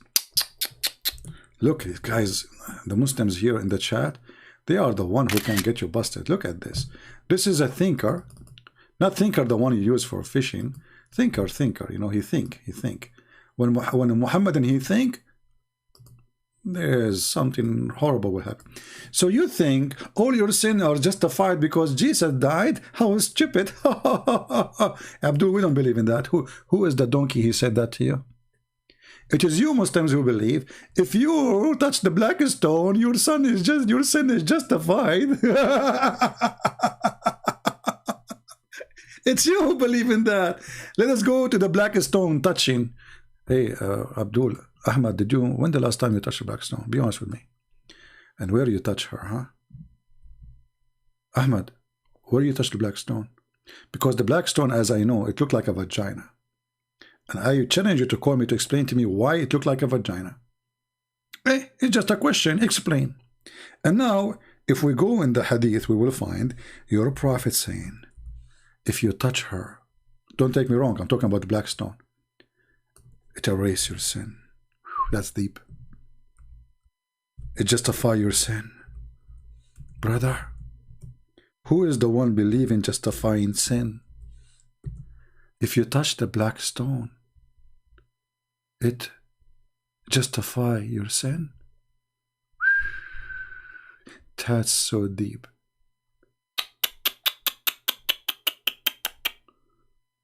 Look at this. Brother Ahmad, do you think I should go to the Kaaba and touch her? I mean the black stone? Is that why you make her wear burqa? Here we go, I just showed you. Look, Ahmad, Ahmad is making challenge. I mean, that's it. When Muhammad made a challenge, that's it. You're in trouble, brother.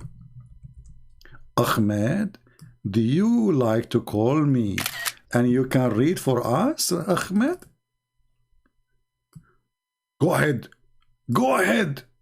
Go ahead and show us where the black stone justifies sin. I got you busted, Christian Prince. You cannot show us. Hey, Abdul, it's here. Are you satisfied or you are set and fied?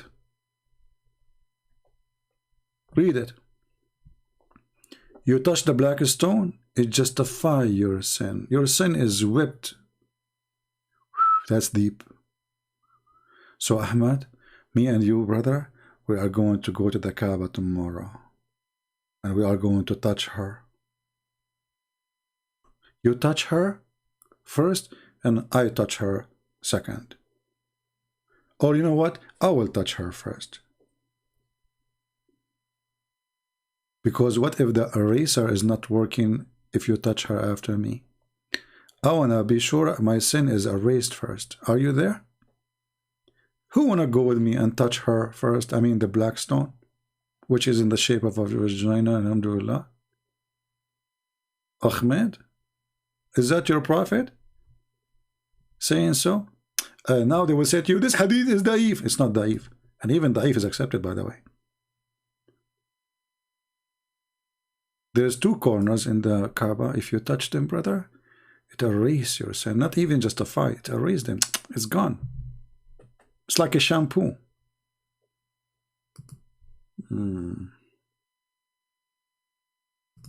we have any smart Abdul here? You know what? I know I'm asking for much when I say smart Abduls. I take it back. It's like mission impossible. I mean, how in the world I say such a sentence? The Muslim, they might even be offended by saying smart Abdul. Smart and Abdul. And the guy was talking about us being stupid. Why?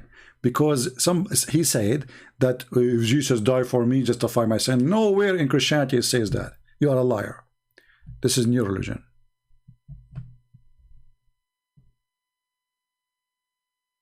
And you know what? Sooner or later I will touch her. Just wait. I will convert to Islam just for 2 weeks to go and touch her and come back. And then I open my chat and I say I'm a Christian again. What do you think? I make a video of Christian prince going to the Kaaba and he is touching her. And she's wearing a skirt, black skirt. I will put my hand under the Kaaba skirt. That's deep. Hey, by the way, Muslims, why the Kaaba is wearing a skirt? What is the reason? Who is behind this skirt thing? Is it true that the first one who made the Kaaba wear a skirt was a pagan? And you Muslims are doing what the pagan does? A house of God wearing a skirt? If there's anything under the skirt, I'm just curious. Or only skirt? I mean, what house of worship wearing burqa? Why is that? I'm just wondering.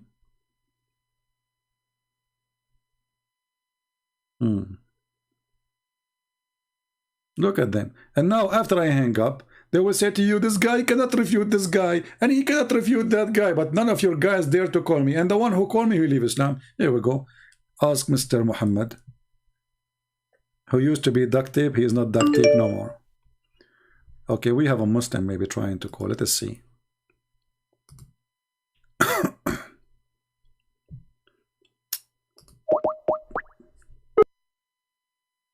We will mute the speaker until he answers.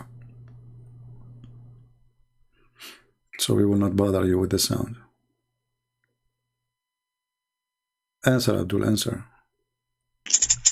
Hello? Here we go. He's playing the music for me. Rashid Muhammad playing arabe music. That's deep. That's really deep. mean, you killed the show, brother. Are you going to dance for us too? I heard that your prophet used to do break a dance, and I heard that he is so pretty. Ah, it's very pretty. Extremely pretty. All my life I wanted to have a pretty prophet. Man. It's a dream to have finally a prophet who is so pretty. And by the way, the pretty prophet, when he wanted to join the beauty queen competition, he decided to take a shower. I love how the prophet of Allah, he take a shower. I literally just love it. Look at this. Look at this. The prophet performing wudu, which means washing himself, his body, in a well full of dead dogs and women blood from period and their rags and garbage thrown in it. Even the hadith says stinky stuff. The well is stinky. So Muhammad now he jumped in the shower and he is so happy. He grabbed the shampoo. Oh, this is dead meat of a dog. Oh, this is the tail. Ah, this is the testicle of the dog. Ah, this is his penis. Which mean, okay. And now Muhammad is washing his head. La ilaha illallah is talking about jerking off. MashaAllah. You are really a very, very, very, very, very good Muslim. Look at this. Let me show you. You see, here we go, guys. This is a Muslim. La ilaha illallah. Why you don't call me and tell us about jerking off in the house of your prophet, and the wife of your prophet was teaching the guy how to scratch the sperm from his pant? And if I am lying, everybody will laugh at me. Is that fair, guys?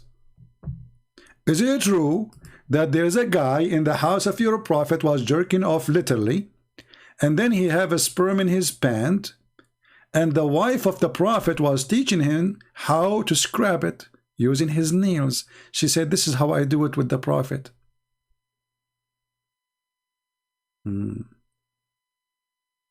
This is, thank you, you believe me, this is the beginning. You will get more. That's deep. Hey, la ilaha illallah. Say hello to Allah and tell him that he sent an idiot, a coward like you, who don't dare to call me. He is a brave text terrorist. This is the beginning. If this is the beginning, what is the end? And secondly, Abdul, we don't worship a cross. It is you who kiss a black stone and believe that a black stone erases your sin. Mean the stone erase sin? How is that? Black stone kissers? It's a stone. You ask a Muhammadan in the best intelligence, and this is after he drank camel urine, why you kiss the black stone? You remember the website we went to before? I don't know if anybody have the video. So we went to the Muslim website and we asked them. The website is like to convert people to Islam. So they have a chat. I asked them, hey brother, I have a question. Why the prophet he kissed the black stone? He said because it's holy. You know, he waited like for 3 minutes to answer me. He was thinking, maybe asking for help to answer. And then I said, why it's holy? Then he took his time again and he said, because the prophet kissed it.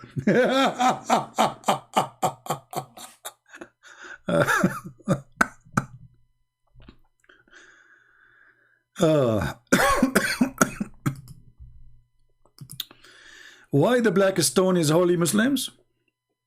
We Muslims are people who worship God. But the black stone, we kiss it. The black stone erases our sin. Any Abdul?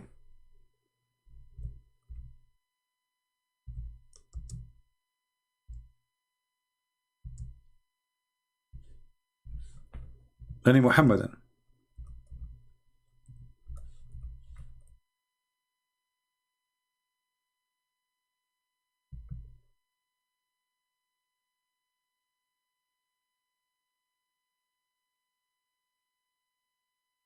Anyone?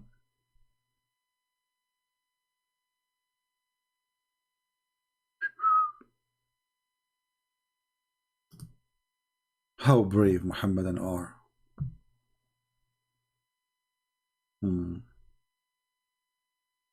All right. Well, we are very satisfied today, actually. At least we have our friend Muhammad who debated me.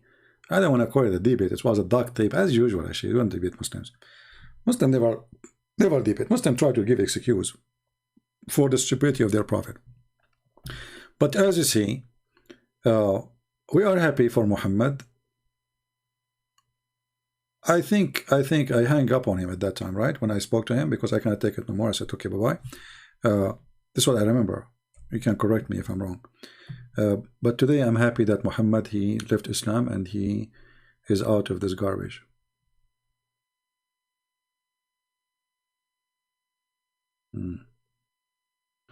Any Muhammad? Any Muhammadan would like to call us? You know, when the Muslims, they say 1.5 billion. By the way, now they are saying 1.6. 2 weeks from now, they will say 2 billion. Just wait. But those numbers are very funny, because if there's 1.5 billion, why Islamic countries are not following Islam? You see, Islamic countries, they claim that they are following Islamic law, but nobody follows Islamic law. The president of Algeria, he go to the mosque. He say Prophet Muhammad is amazing. The king of Morocco, the king of Jordan, I mean all of them. The president of Egypt, you name it. The president, prime minister of Pakistan, the president of Pakistan. I mean, you name it. But nobody want to follow Islam.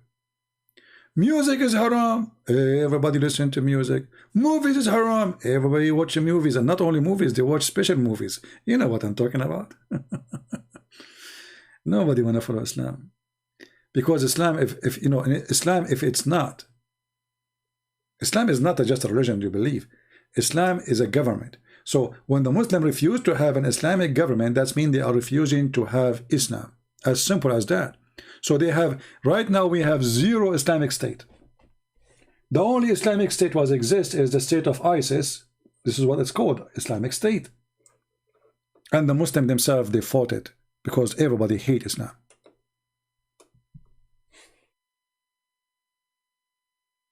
Number 1 people who fought the Islamic State is those who don't want Islam. ISIS want to practice Islam. If you wear jeans, we break your legs. If you don't grow a beard, we beat you. Women, they cannot sit on the chair. Why? Because the chair is a male. The word kursi in Arabic is a male word. Women cannot sit in the chair. Haram. You know what she said? She can sit in the lap of the imam.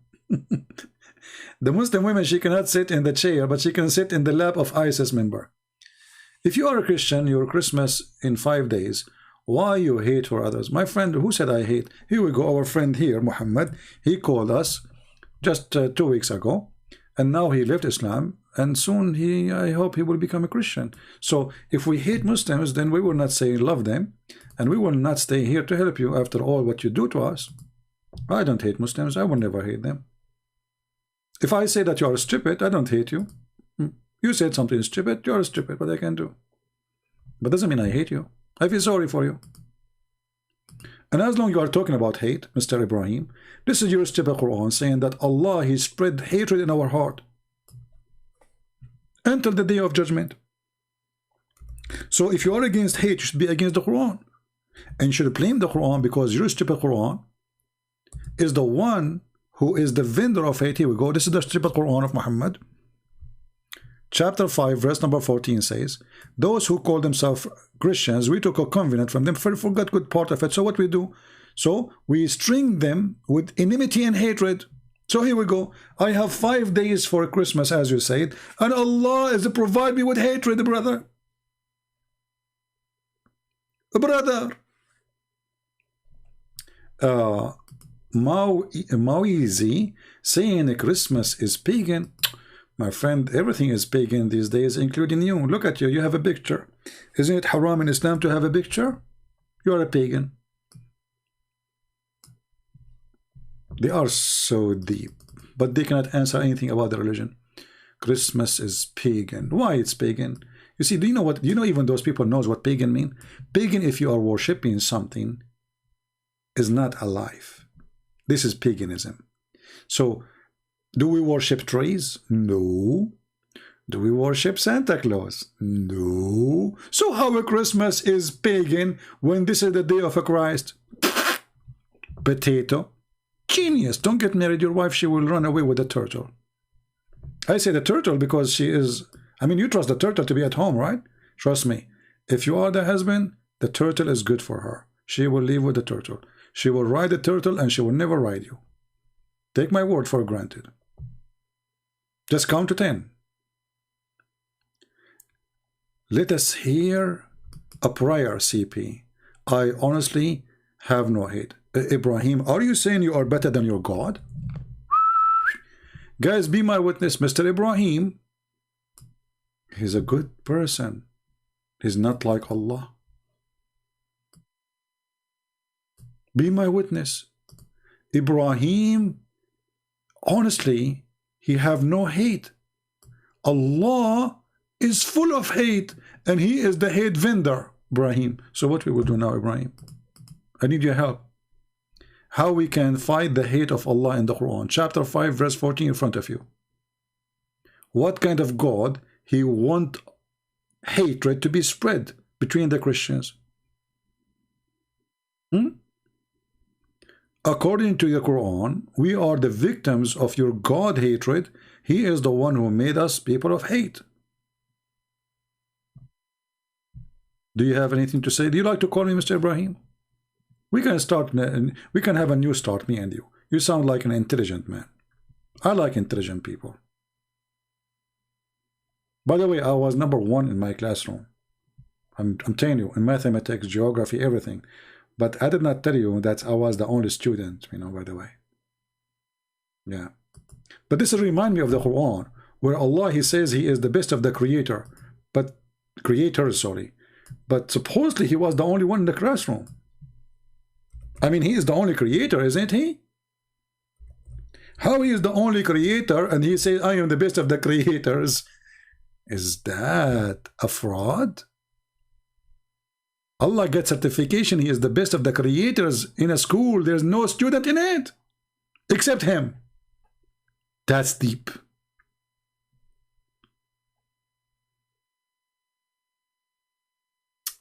Christmas is announced by the father of the church, not in the Bible. That's not true. Isn't it the Bible says that stars fell from heaven? Kings came to Jesus. So Christmas celebrated in that day, my friend. Don't make things up. It's in the Bible. Sky celebrated Jesus' birth. So who in the world want to say that Christmas is not in the Bible? Watch your mouth before you say things, my friend. Many Christians, they say things they don't know what they are saying. They don't think.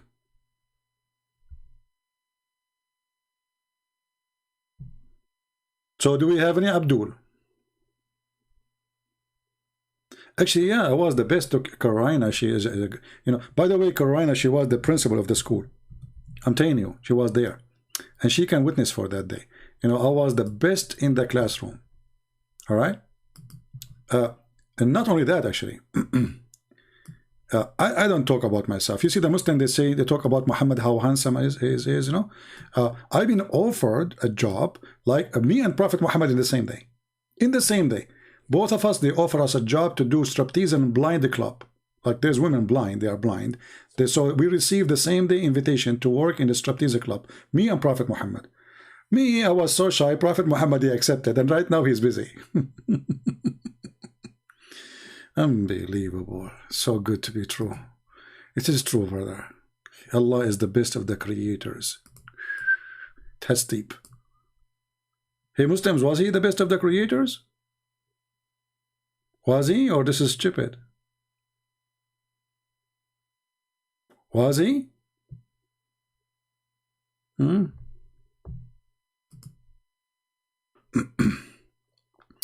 Mauzi, the birth of the day of the birth of the Christmas is not in the Bible. We don't care really for the day of the birth, because let me tell you something. Even the day you know of your birth is not going to be celebrated again. Just to give you an example, brother. Just example. If you are born, let us say, July 15. July 15, last year maybe it was Tuesday, maybe. This year will be maybe Monday. Is it the same day? No.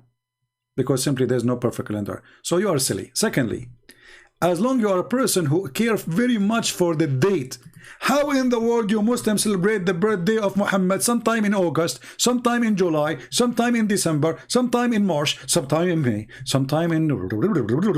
I mean, Muslims, they care very much for the date, brother. Oh, brother. When the birthday of Muhammad, brother? Let us open Prophet Google and search for the calendar. Prophet Muhammad. They care for the day, my friend. They care very much.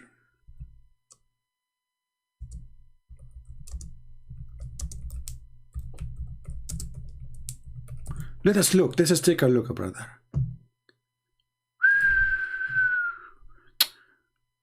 How come it's not the day, brother? The day is not mentioned, brother. Okay. Let us see the Muslim calendar. Hold on.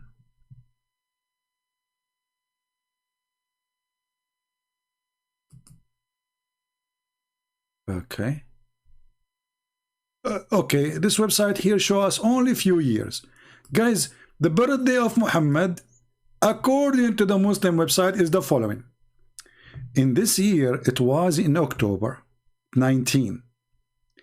The year after 22 is going to be October 8. The year after is going to be September 27. The year after is going to be Monday, September 16. The year after will be September 5. The year after will be August 26. And it keep going. August, July, June, you name it. And the Muslims, they say this is not true. This is not the true birth of Jesus.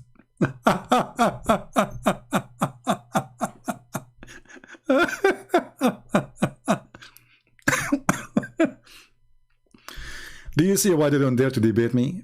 Because we can get them busted in the speed of light. They are no match. They are so slow with their brain, like a turtle. And they are in front of a Christian prince. So you can imagine how they can survive it. Christmas Day is not the exact Christmas of Jesus. Like supposedly you are celebrating the birthday of your prophet once in July, once in December, once in January, once in February. Brother, when the birthday of prophet, like 10 years from now? That's deep.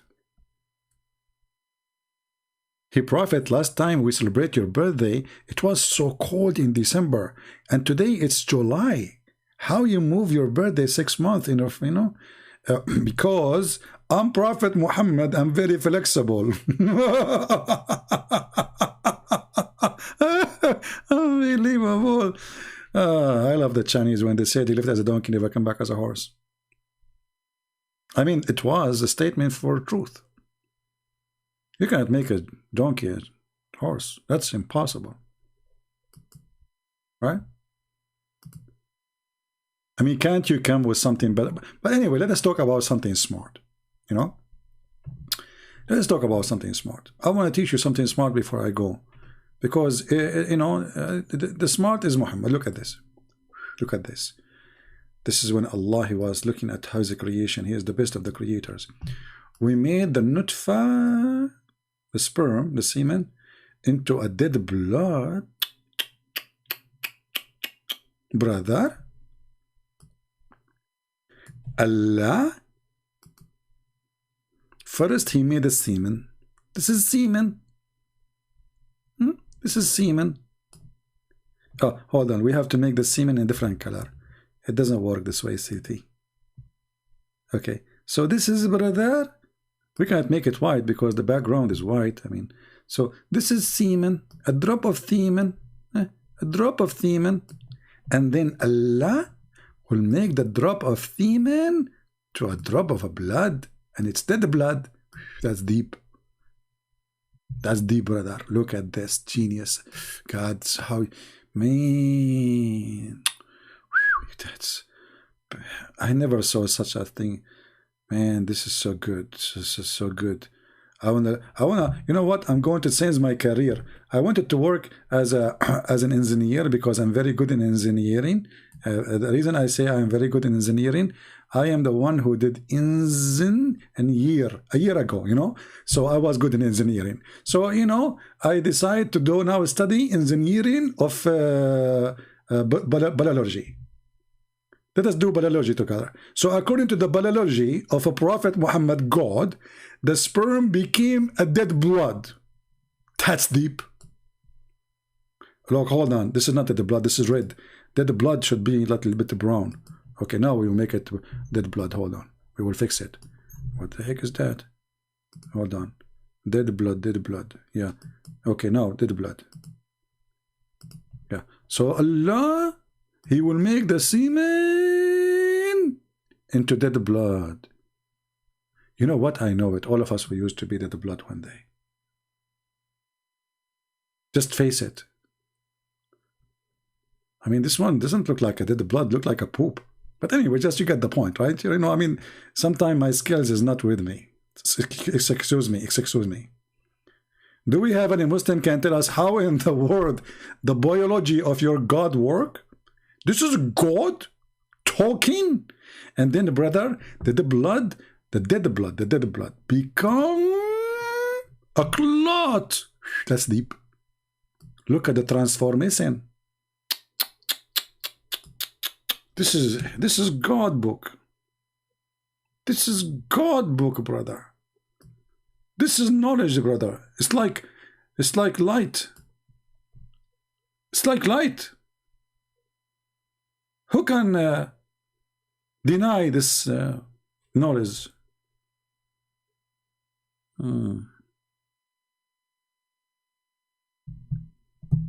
And Abdul. And then he is the best of the creators. Look how he proved it too, by signature. Allah said, and I am the best of the creator. That's it. If Allah said so, who cares? I mean, that's it. Hey, Allah, did you have a degree? Yes, I am the best of the creators. Where you get this degree? I am the one who signed it. Oh boy. Do we have any brave Muslim would like to call us? Muslim will say out of context. Everything is out of context. Even when your wife, she say, I love you, my friend. Most likely she love your credit card. Out of context. I like this one out of out of context. I love it. Okay. Even this one is out of context. I mean, this one is out of context for what? He made the sperm into dead blood. Even this one is out of context? Like, what the heck? Oh boy. Amen. Christmas is coming, and now your wives will love you very much for your credit card. So take my advice. Hide it. Okay? Hide it. Just kill it, you know? Let me tell you an advice. For me, I always forget my credit card wherever I go. I just forget, you know, I forgot my credit card. I learned from Prophet Muhammad how to play those games. Do we have any Muslim?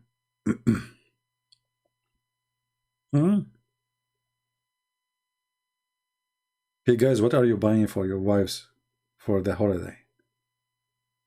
I will tell you, something will make your wife never ask you for a gift again in the Christmas. Print that page, hear this verse, and put it in the front of her face. Like, put it in a box. Like, you know, like you frame it, you know. Let me explain to you, because most of you are naive in framing, you know. Here, we are Middle Eastern. We do a lot of framing, brother. We are the best framers ever.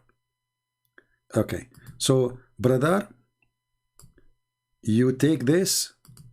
Hey, what is this? Hey, not fill. We don't want fill. Yeah, we take this, brother, and you frame it.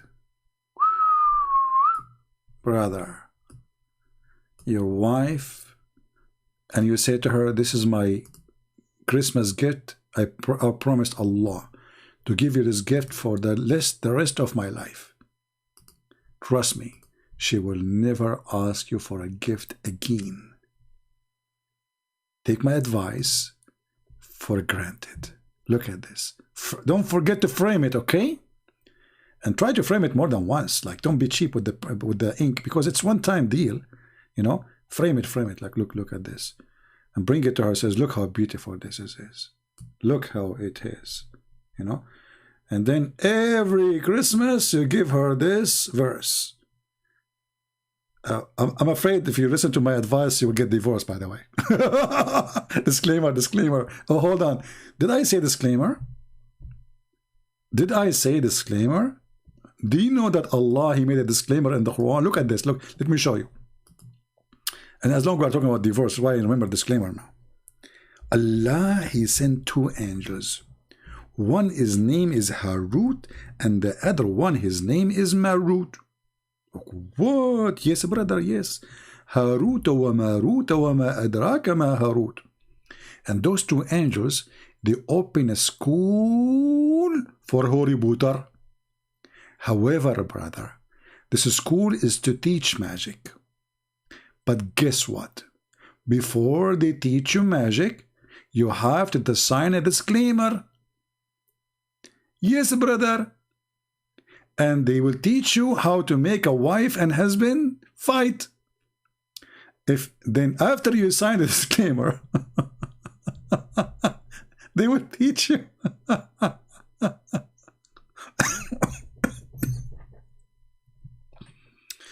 I want to know, who is the genius who come behind those verses, Abdul? This is God talking. He opened a Harry Potter school and he make you sign a disclaimer before he teach you Harry Potter. Look at this. I'm getting dizzy here. So, but the evil ones is teaching magic. Ooh. Jagawoon, jagawoo. Magic for you. And such a thing come down in the Babylon to the angels Harut and Marut. Takatut, takatut, takatut. But neither of those taught anyone such a thing without saying, we are only a trial. Disclaimer, disclaimer. So don't do blasphemy. They learn from them the mean to sow discord between a man and the wife. That's deep. God who opened Harry Potter school, and look how noble the purpose of this school, to make the husband and the wife fight. Who opened the school? Allah. Muslims, Allah is fixing the society. He is so excited to help your marriage. He sent 2 angels downstairs to where? In the Babylon tower. Babylon. And they open a school.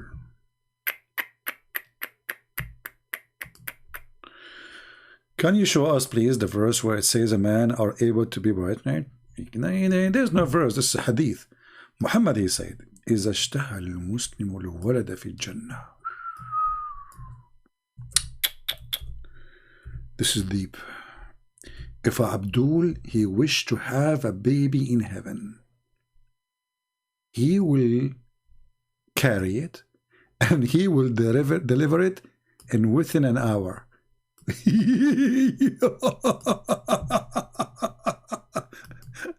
I would love to see Mimi Ijab have a baby in his belly in within an hour. By the way, you have to take picture fast, you know, because after 1 hour he will deliver it. The question is driving me crazy about this. The Muslim will deliver the baby from where exactly? Muslims?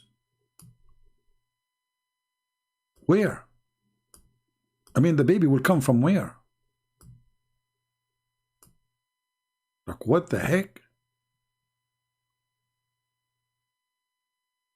I hope it's not from your anus. That will hurt. Yeah, this is the microwave story. Yeah, what happened, you know, one day, a Muslim, I was saying, give me 3 words, I will give you something about your prophet.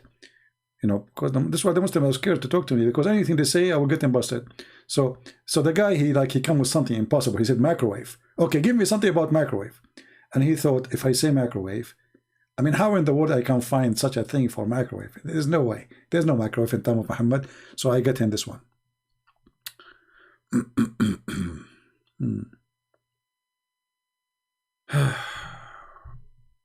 Do we have any Abdul?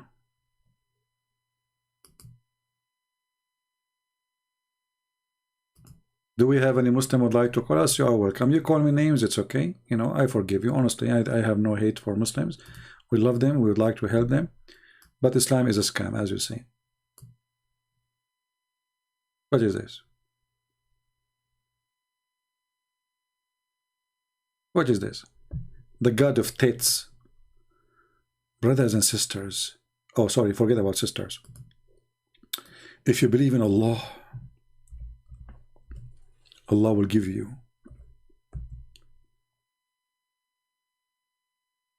big tits to play with them. That must be from God. That only God words. You know, there is no way a human being can say such a thing. This must be godly teaching. And you know, for me personally, I'm scared of those tits, man. I mean, what if this woman, she hit you with one of them? Did you watch this comedy movie, the women that Al-Qaddafi, when the woman, she broke like a board with her tits? She's the bodyguard of Al-Qaddafi. Did you see the movie? What's called? The Dictator movie, The Dictator.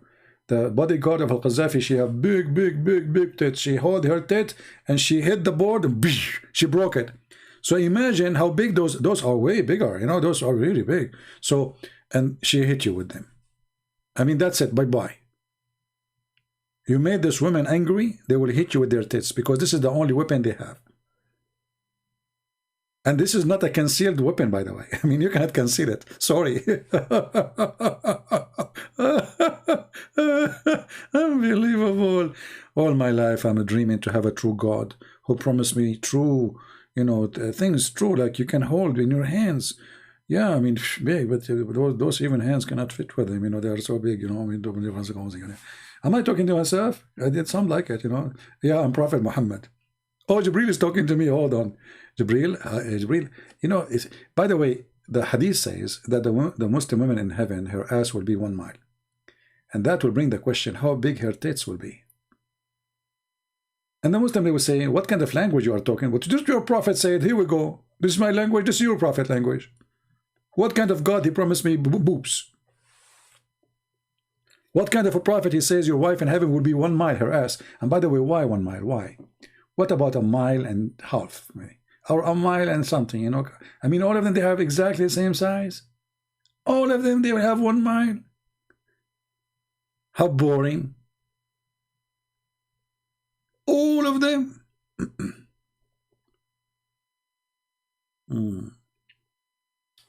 God will fill the heart of all those who follow Jesus with compassion. That's deep. My friend, hold on, Muslim. Why you don't call me and I will let you read for me chapter 57? Is that fair, guys? I challenge you to call us and tell us about chapter 57. You see, this is your choice. What say you? I want you to read for me chapter 57. I want to see how proud you are about 57. Are you proud? That is deep. Let us see chapter 57. Horrible, horrible, horrible, stupid chapter. Allah is the one created the heaven and the earth in 6 days. And look at the translation, it says moreover. It doesn't say moreover. It says, and then he went up to heaven. Hey, Mr. 57, how Allah he went to heaven up? He was on earth? You see, this is the beginning of the chapter. This is the one of the most comedy, stupid chapters in the Quran. But, you know, you have a point only. You want us to read only verse number 27. Let us go to 27 so we can laugh.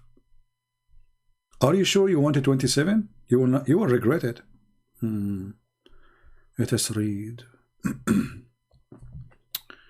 Brother. Let us read verse 26. Indeed, we send Noah and Abraham and place in their offspring the prophethood. Okay. Okay.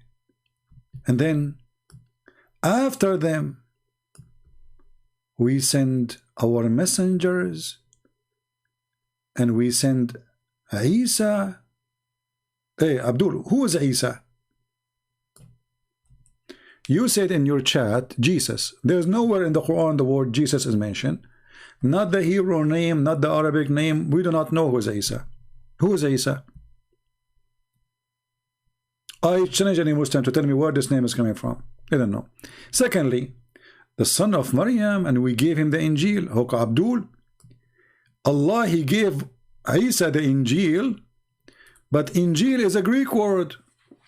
Was Isa sent to the Greek people?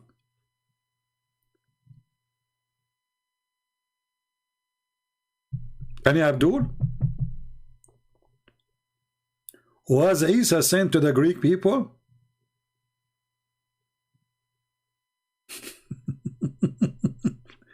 Isn't it the Quran says we send to every nation, from the nation, in the tongue of the nation, a book? So if Jesus was sent with a book, it's called Injil, that means Jesus was born between the Greek people. He was born maybe in Thessaloniki. Jesus in the Quran, he was a Greek person. Aha. You know what? I'm so glad that the Quran did not choose the word calamari. But I will not be surprised if Muhammad heard the word calamari, he will put it there. Hey Muslim, what the word Injil mean? Not a single Muslim he knew, including their prophet. Because he's a thief. He heard the Christians saying Injil, he put Injil on the Quran. And Abdul? And then he continues saying, and we put in the heart of those who follow him mercy and compassion. Okay, hold on. So how we can compare between this one and this one, brother? Allah, he put compassion in the heart of those who follow Jesus? What is this then? Injil is a Greek word, is not an Aramaic. Yes, is a Greek. It take you 2 seconds, search it in Google, you will find the answer. Injil is a Greek? Really? Like he's surprised, like what? He should be an actor. Any Abdul? My friend, the one who put mercy in our heart is Jesus, is not your faithy God, because if your God have a mercy, he put it in the Christian, he should put it in the Muslims. Not killing, chopping heads, chopping hands, riding your neighbors, suicide bombing. So if Allah is the one who put mercy in our heart, then how come he did not put mercy in your heart?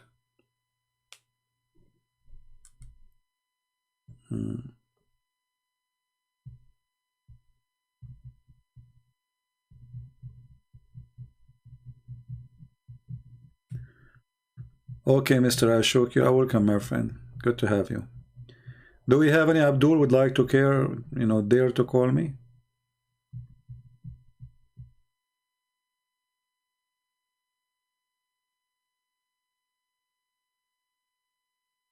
But it doesn't say who follow Jesus. Yeah, but this is true. The Quran is describing those who follow Jesus' heart. It's not Allah who put it in our heart. Those who follow Jesus are merciful. They are loving people. Isn't it Jesus says, love your enemy? If Jesus is the one who said, love your enemy, why we cannot find in the Quran anything except revenge? In the Quran, you cannot even love your own parents if they are not Muslims. So the thief Muhammad, he took the compassion we have, the mercy we have, claiming that Allah is the one who gave it to us. If Allah is the one who gave it to us, then he should give it to you. Was Muhammad merciful when he crucified people, cut their hands, when he put nails in their eyes? Let us say, for the sake of argument, a person, he commit a crime, why you put nails in his eyes? Why you do that? Why you torture? Let us say a person, he deserved to be executed.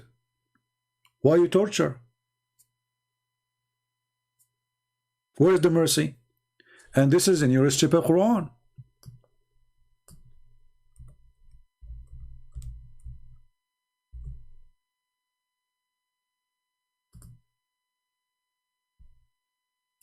Where is the mercy, God? There's a story of a person, he stole. He stole an egg or something like that. Muhammad, he told them, execute him right away. They said, Prophet, he just stole, he did not kill. The punishment of stealing is cut his hand or his foot.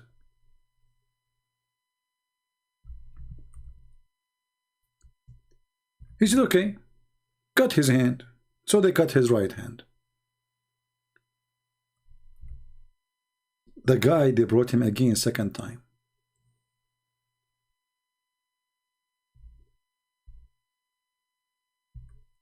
They said, Prophet, he stole again.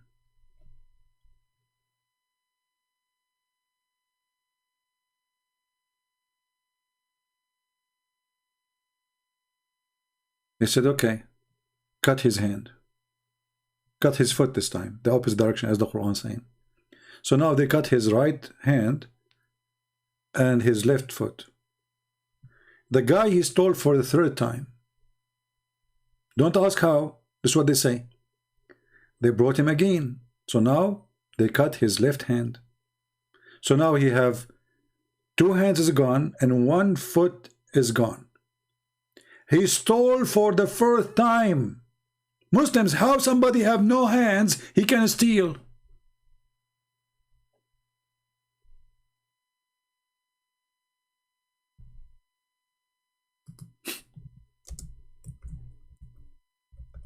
You see the merciful prophet?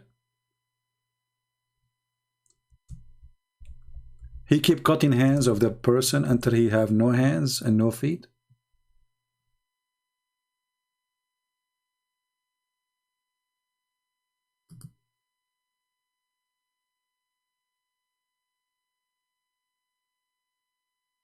And the story does not make sense for a second, because the person, he don't have hands anymore. How he can steal? How he even can walk?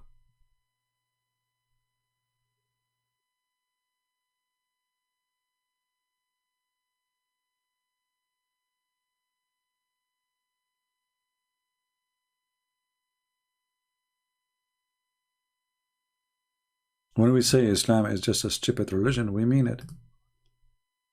And you know, if a person, he's a thief, and you cut his hand, and then you cut the other hand, just for stealing an egg, by the way, egg and more. How come you did not cut the tongue of Muhammad, the penis of Muhammad? Because every part of his body was a thief body part. He kidnapped women from their husband. He took their animals. He took their land. He took their jewelry. He took their money. And you go after a person, he stole an egg?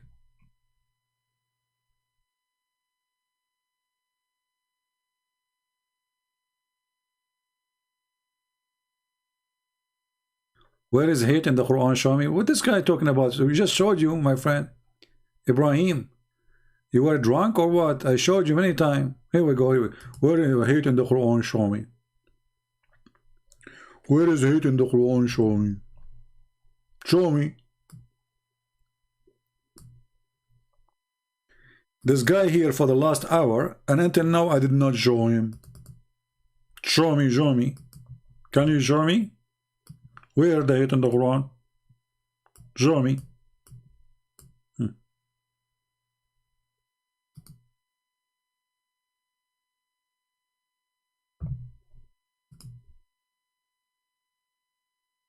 Okay, guys, all those who follow Jesus will be superior.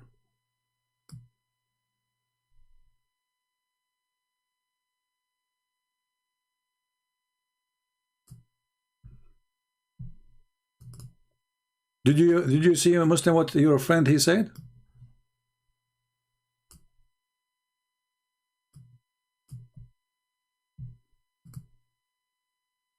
All those who follow Jesus will be superior. Okay. But how you can follow Jesus if you're Muslim, you claim that the book of Jesus is gone? How stupid is that? Secondly, the Quran confirms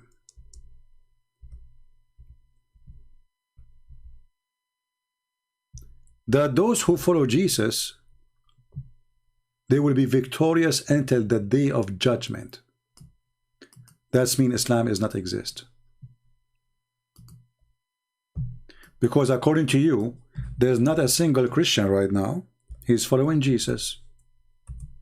Because the Bible is corrupted according to those YouTubers. But look what the Quran says. Christianity is preserved until the day of judgment. From the time of Jesus until the coming back of Jesus, Christianity never changed. You see how your stupid Quran refute you? And not to forget to mention, verse number 54 before this verse, it says, وَمَكَرُوا وَمَكَرَ اللَّهُ وَاللَّهُ خَيْرُ الْمَاكِرِينَ. They deceived, and Allah deceived, but Allah is the best of the deceivers. Change the translator, you will find totally different translation. Because this is the book of falafel. They lie in translation.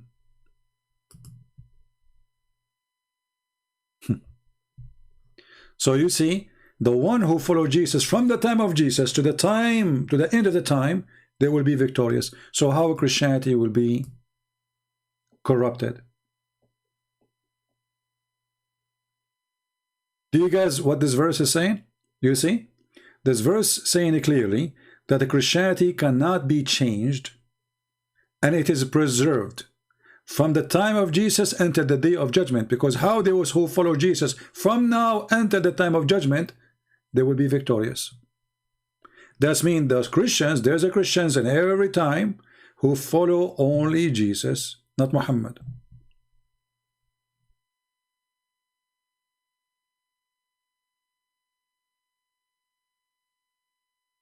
And not to forget to mention here, the Quran saying, just to show you the stupidity of this book, you see when the Muslims translate, they are officially, they have no dignity. Look, Lord Jesus, I'm gathering thee. What do you mean gathering thee? Allah is gathering Jesus. Why? He was like a dry bread. He was pieces. Gathering thee. What gathering thee mean? In Arabic it says mutawaffika. Mutawaffika mean I'm going to cause your death. The false translation saying I'm gathering thee. Like what the heck? Change the translator, you will find different, totally different meaning, different words. Gathering thee. Look, we just changed the translation. Look in here. Gathering thee is terminated by I terminate your life. And look, guys, do you see what happened here in this verse? This verse destroys Islam again, because Jesus should die before he will be taken up to heaven, not after. Do you see it? This is the Muslim translation, not my translation. I'm terminating your life and then raising you up to me. So Jesus, the Muslim, they claim that Jesus never died. Allah took him to heaven and he was still alive since then. The Quran say different. Stupid Muhammad. That's why we say he left as a donkey, never come back as a horse.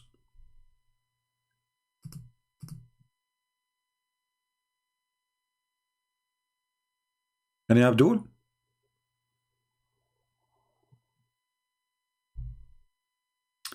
You are an atheist? A Merry Christmas, my friend.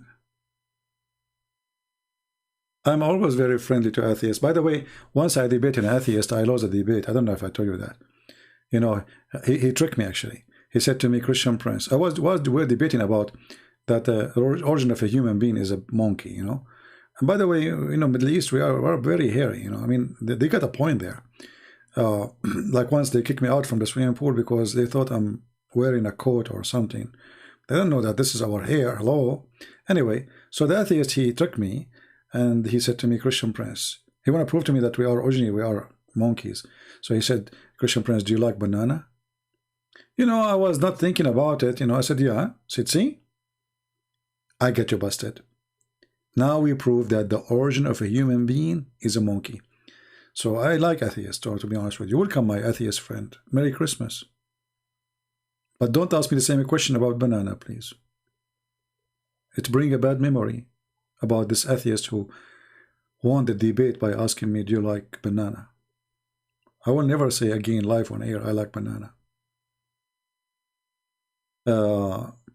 Yeah, the USA passed Islamic blasphemy law bill, not blasphemy bill, it's Islamophobia bill. Islamophobia, but international. I don't know what does that mean. Stupid Democrat. This is why, if you are a Christian, you should not ever vote for Democrat. This is a party from hell. Literally. No matter what they do, whatever they touch, they turn into dust.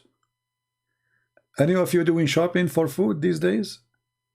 Look what Joe Biden, he did to us. So nice. Amazing president. Not like Trump. The price of gas is twice more. the price of food is 6 times more. You know, the inflation is 21%. Imagine if you have $100,000 in the bank, you lost $21,000.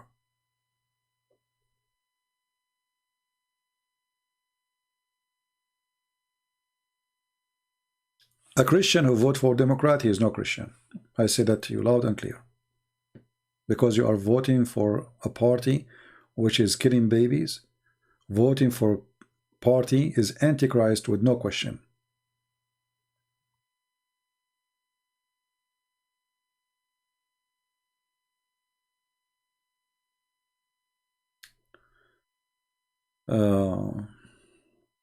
Anyway, not our topic.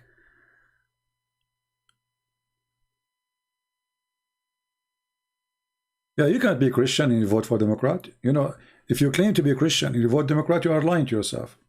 How you vote for people who vote for the abortion? I mean, everything they stand for is against Christianity. Everything. They support Islam. They support Muhammad. They just made a law to encounter Islamophobia international. They want to protect Islam. This is the Democrat. International. What does that mean?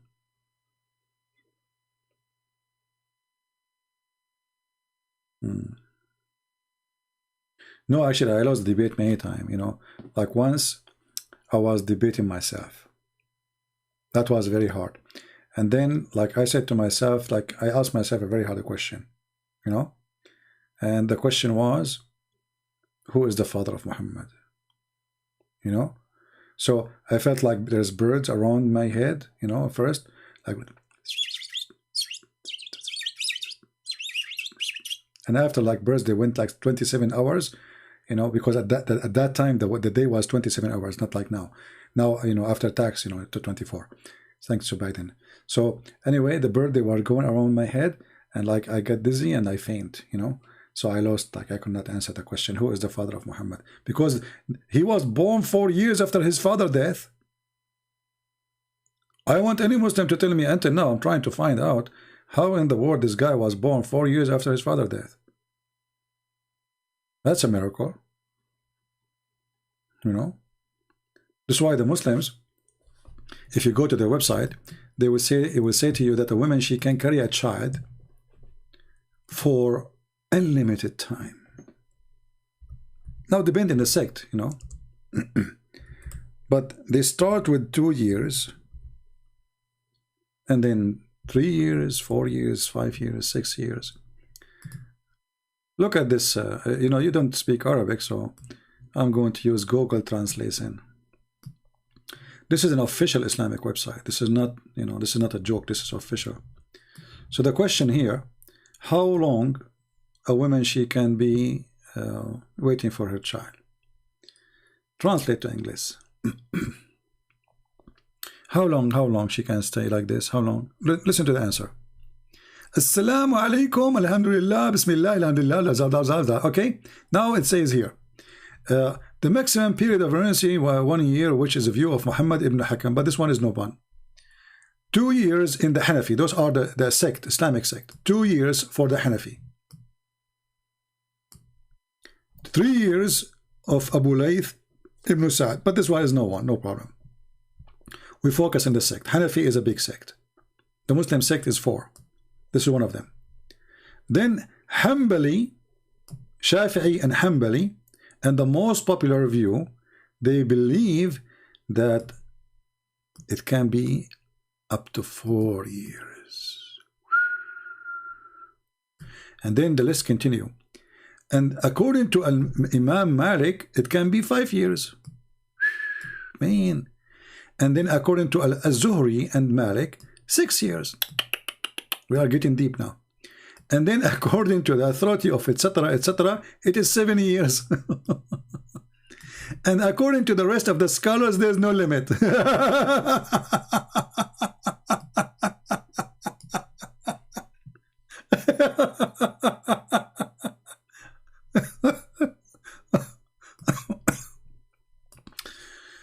Oh boy, that's deep.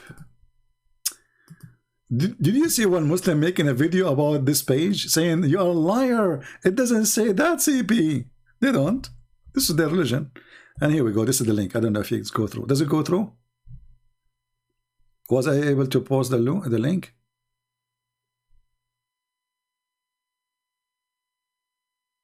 Did you guys see the link I posted about the website?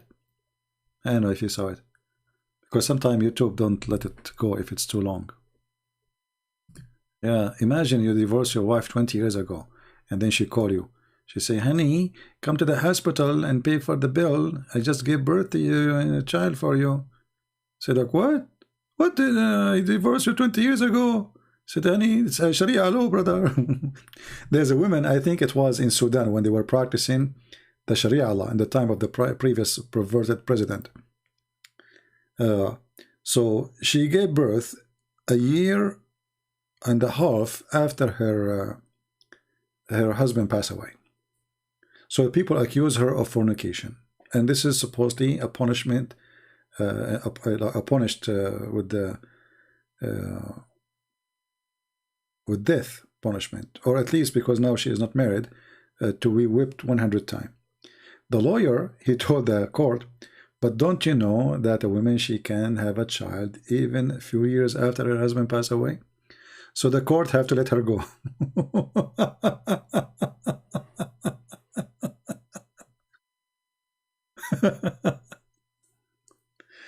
Oh boy. Yeah, you know what? Maybe the women they hide the sperm there. I think they have shelves inside them. Like women, when they marry you, you know, they think about the future. Okay, now sooner or later he will divorce me, especially when his credit card is empty. I will divorce him, you know. So what I will do now? So what she would do when you sleep with the wife, she hide your sperm inside her. They have like little holes there and there, you know, shelves, you know, like secret place, dark places. She put it there in a cold place. It's cold, it's dark inside, you know, cold, very cold. So she put it there and she put ice. This is why you see women, they keep asking, I want to eat ice cream. I want to eat ice cream. For you, you think they are eating ice cream because they like it? No, it's not the reason. They want ice cream to ice the sperm from you, so they can save it for 20 years after. And yeah, but this is a true story. So, so you know, you sleep with your wife, then she asks you to buy ice cream. She ate ice cream, and then she ice it. You know, like it's encased, you know, like inside the ice cream, and the sperm will stay healthy because it's ice cream. Specific, there's chocolate to that. You know, you know. I have my friend, like, you know, like I have two cousins actually. One of them was like his skin is darker, and the other one he is white. I said, why? He said, because my mother, she was eating chocolate after, you know, intercourse with my father, and she was eating just ice cream without chocolate. So, you know, this is the scientific explanation for color too, you know. So, and by the way, the prophet, he explained color. Do you know what? Islam is amazing, my friend. That's amazing. Explain color, explain why, everything, everything. Oh boy. This is why if your wife, she asks you for ice cream, never I buy ice cream. Especially after sexual intercourse. It's fishy, I'm telling you. Yeah, they eat ice cream to preserve the sperm so they can ice it and, you know, for later.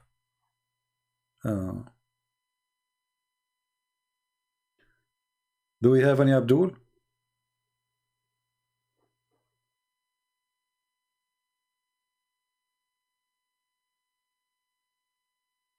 I'm not giving them the idea. They have it already. Don't you see their website says there is no limit? What idea? You know? What idea? Actually, if you read their books, you will die laughing at the stupidity. As an example, some of the interpretation of the Quran, they say the reason that Mary, how Mary she gave birth to Jesus?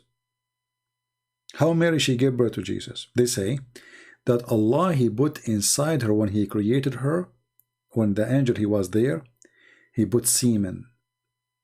So when Allah, he breathed into her, he activated the semen.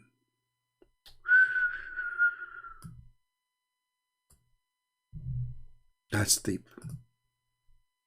Who can fight that? Nobody.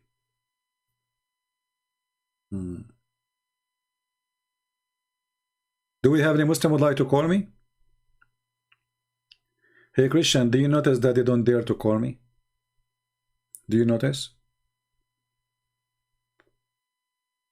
Do you see how amazing the knowledge is?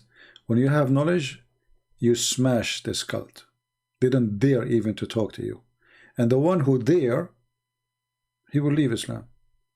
Like what happened with Muhammad. It took him how long? He called me last time, November 24th, as it shows in Skype. And then today he called me to tell me that he left Islam. Isn't it this is beautiful?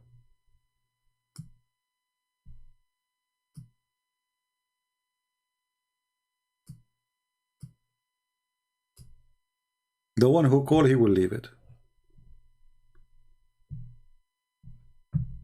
And those who claim they can refute me, lie number 1, lie number 2, lie number 7, lie number 1200, yet they don't dare to call me once to tell me one lie.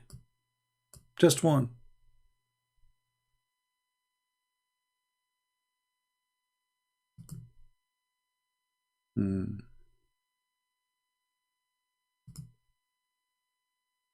Any Abdul? But you know, at the end of the day, Muslims call us or not, I'm happy to see Christians learning a lot. We, you know, I'm not exaggerating, I say, this is the best school to teach Christians how to get Islam busted. Not how to refute only, how to get Islam busted. In every live season we do nothing but we bust their lies with no mercy. And the same lies they bring to me, they will bring to you. Right? So, you know, like when I started doing what I'm doing, there was very little knowledge about this garbage, which is called Islam. But now, thank God, we were able to spread a lot of, you know, I mean, my books translated almost to every language in the world. You know, we have few languages left, major languages. We have my books in Indonesian, Russian, Malaysia, Albanian, Croatian, German, French, English. I mean, you name it. You know, there's what I don't know what is left. And we have the book in Persian. Soon I will publish too, which means even Persian people, Afghani people, they can read my books. And this one I will give it for free too. So what was before is not exist no more. My books alone is enough to destroy any claim about this garbage. It's called Islam. But in the same time, what we did here by doing this live broadcast, we teach you the skills how to corner liars. Because remember, when you debate Muhammadan, you are not debating them. There's no debate in the debate. It's like chasing a professional liar. You see, normally, when you debate somebody about his belief, he will tell you his belief.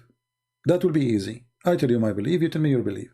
But Muslims don't do that. Muslims, they deny their belief in order to make a point. And one of the biggest proof, you know, remember when Mimi, he was debating with this David Wood, you know, whatever he says to him, he denied it. He just denied it. He don't say it, you know, he denied it. And David, because he don't have the skills to corner him, there was no debate. It was a mockery. So you need to remember that when you debate with them, you are not debating. You are chasing a liar. And the skills of debating a Muslim is not the skills of debating as much. It is the skills how to get him busted with his lies.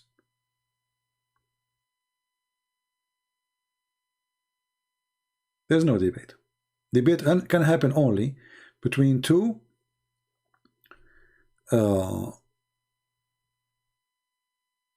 decent people who say their belief. As simple as that. But Muslims, they deny everything in their books.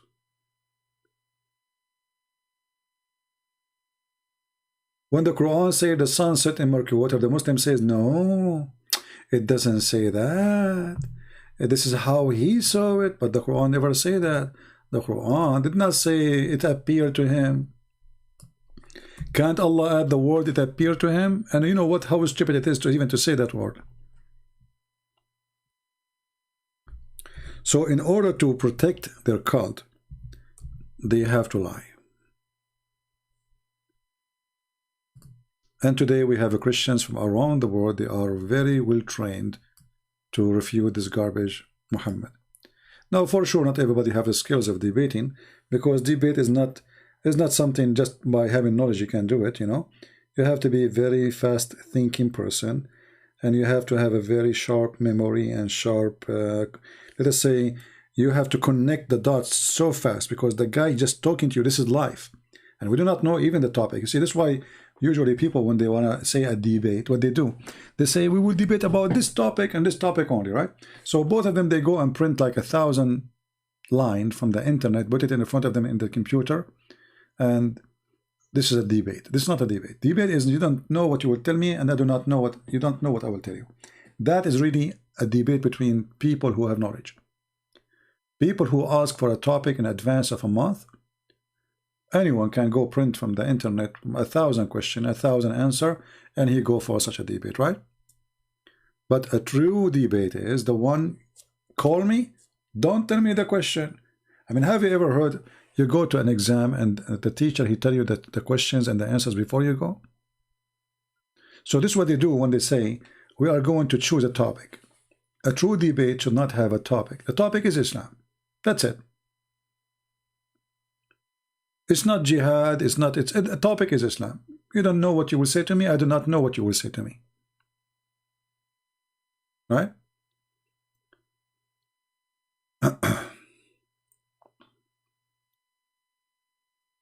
Do we have any Abdul? And never accept to have moderator between you and the Muslim. Because why you need a moderator? Moderator is just a joke. Moderator, his job is not needed. Why? Because if a Muslim, he cannot debate me without moderator, it means he needs protection. From what? Talk, I talk. You know? Scream, shout, no problem. Prove me wrong.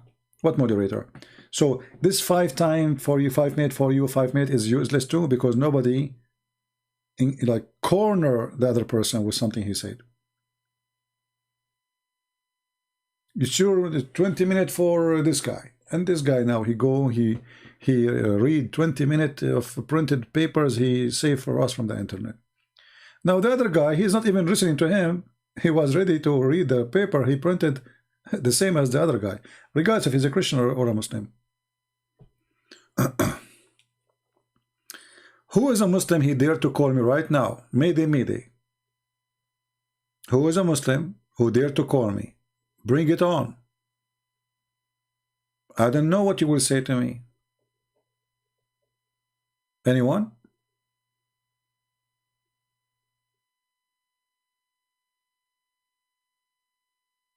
We do not need a moderator to favor any corner. You know, the moderator, there is no need for it.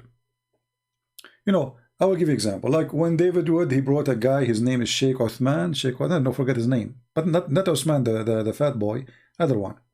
And then supposedly he would debate with Sam Shamoun. What David would he do? He gave the microphone for this guy, 20 minutes, 15 minutes for you, right? The guy, he asked 1,000 questions before the debate started, and the topic of the debate is not even there. So here you see a weak moderator. He didn't say to him, stop, this is not even the topic. I mean, why you agree about a topic, and then suddenly there's no topic? So they are not fit. They don't know how to debate. They don't know how to make a debate. They don't know how to moderate a debate. And even some of them, they just want to bring a guest just to keep their channel busy. It doesn't matter what happened there. And then 15, 20 minutes for this guy, he asked, he make a million accusation for the Bible, and now they give the mic to Sam Shamoun. So now Sam Shamoun, everything was in his head is gone, because now he have to answer all those 20,000 accusations. It doesn't work this way. Just make one claim, give the mic to the other person, let him refute it, get you busted. The Muslim guy was reading an internet article. David Wood is a good moderator, is the worst moderator. He always side with the Muslims. He let the Muslim get away with all the lies he say, and the debate end with no point. David Wood only is good in making short videos. He is horrible in debate. He is horrible as a moderator, and this is the only thing he can do, really. Short videos. He can make a very nice short videos. Debate? No. I cannot make a short video. He can. You know, for me, short video is like an hour or so, you know. And the reason I cannot make a short video, because if I start talking about a topic, I have to cover it with all, let us say, reference, which will cover every possible question later. So I don't leave you with the questions later to think about it. I just give you all the answers.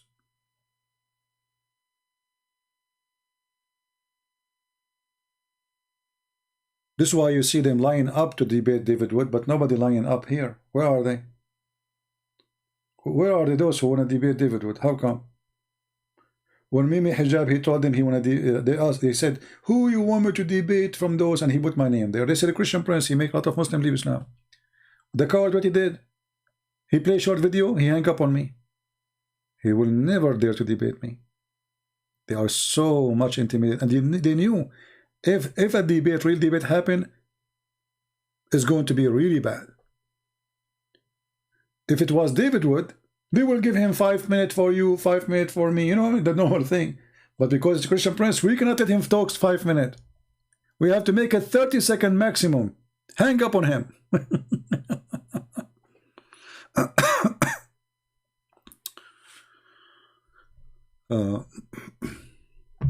Yeah, there's nothing. It's called halal food. Halal food is a lie. It's not exist, because the food of the Christians and the Jews, even pork is not forbidden. But as long the food of the Christians and the Jews is lawful for Muslims, then the halal food is a lie. You see, even the Quran says, if you are hungry, you can eat even pork.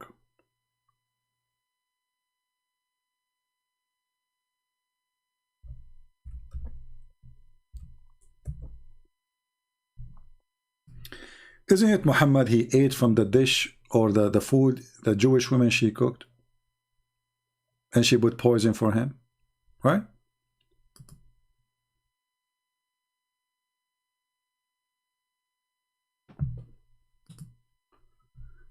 Do we have any Muhammadan?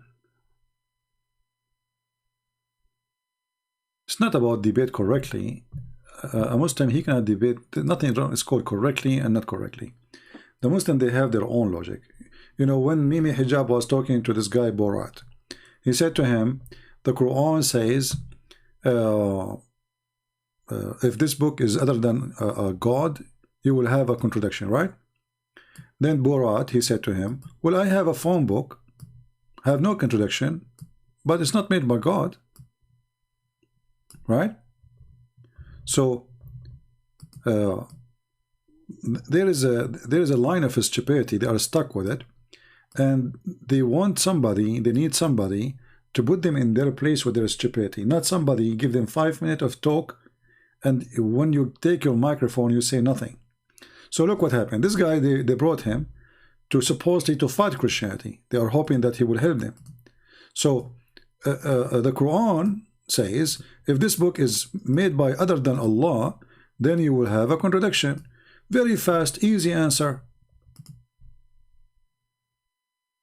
Found in it many contradictions. If a book In it many contradictions. This book was from other than God, they would have found in it many contradictions. If a book is without contradictions, that has no bearing on whether it comes from God or not. I've had phone books that are inerrant, but I certainly don't think God gave them. See? Very easy. The problem is that many of those who they are Christian, they are not qualified to debate. Debate is not just a person who learns some stuff and he want to talk about it. You have to be a fast thinker. This guy who looked like an idiot, you know, Borat, he got him busted in a second. Did not take him to, not even him, you know, and very convincing. If a book have a contradiction or not, doesn't make it from God. I can write a book, I have no contradiction. Does that mean I'm God? That's very silly, right? So here you will see this atheist, he put this coward in his place in a very short sentence. Right? The problem with the Christians, they don't know how to answer the Muslim from what he just said. You know what I mean? What Christians they do, they don't listen to the Muslim what he is saying. So they start thinking about answering the question without using what he just said. You need to use what he just said. And this is what this guy he just did. He used what he said. If a book have no contradiction, it's from God. He said to him, I have a phone book. Is it from God? Have no contradiction. So you need to learn always that when you are debating, listen carefully what the Abdul is saying. Just listen. Use their logic against them. Do you see in the movie like when those people they don't have more arrows, so they put shelters, etc. So the enemy start throwing arrows like crazy, and then when they stop, they collect the arrows and they use them to fight back.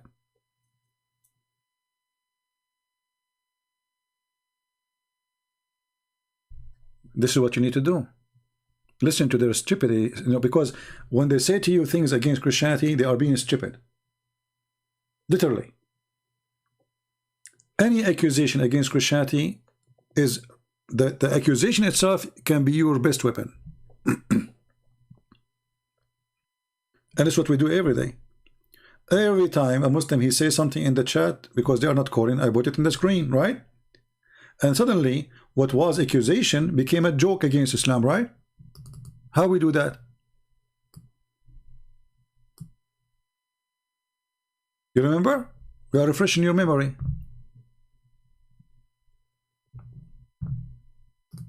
It is their accusation what help us to make Muslims leave Islam.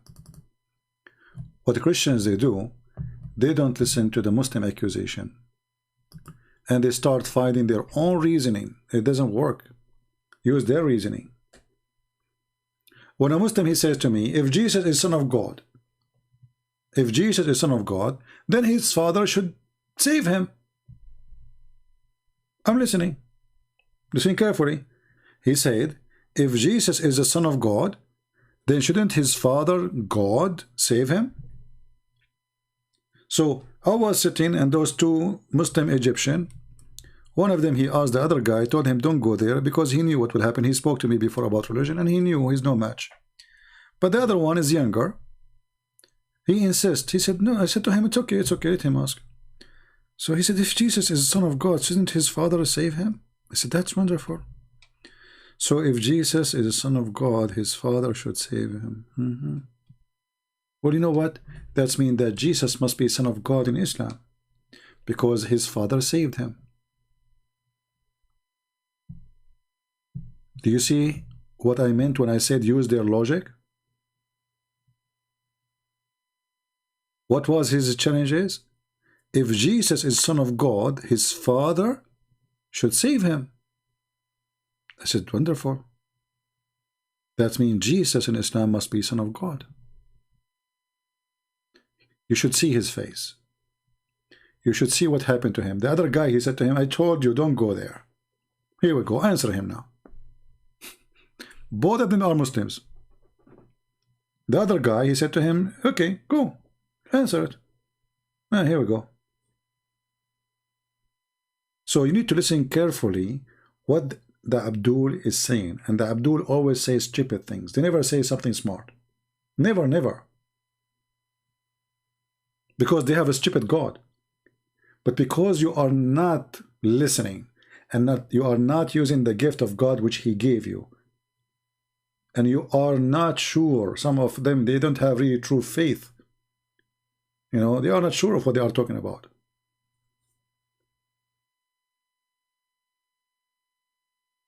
So use their logic. Who is a Muslim? He wanna call me? Let us give it a try.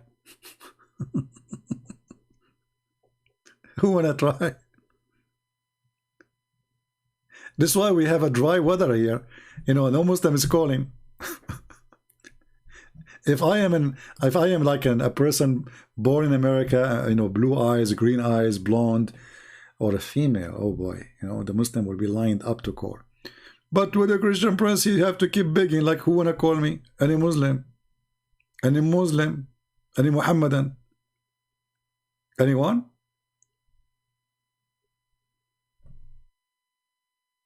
If David would open his Skype, says, who wanna call me? Tens of thousands of Muslims will call him. I assure you.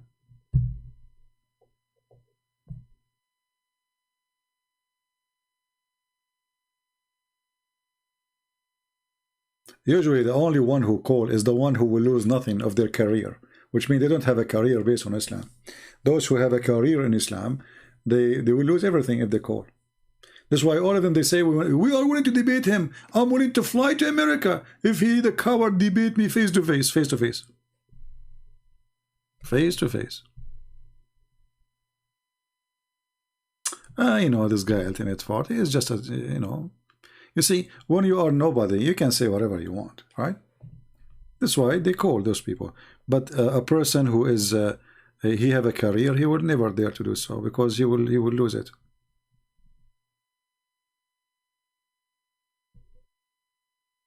And now, after we finish, you will see all Muslims, they will say is lying. And they will pause for you link saying, this guy, he refuted him. Listen to this guy. Who is going to listen to this guy? But we stay here. Those who will refute me, they don't dare to call. And I will call them in their life. Anyone?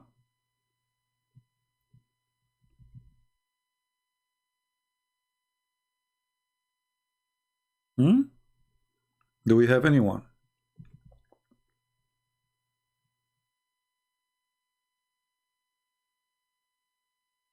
Anyone? Any two? Any half?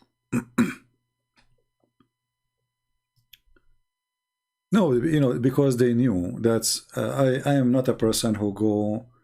I am, you know, I'm not seeking my own fame. Some people, they like to be famous and to be known wherever they go. And, you know, for me, I don't care. This is the last thing I'm worried about.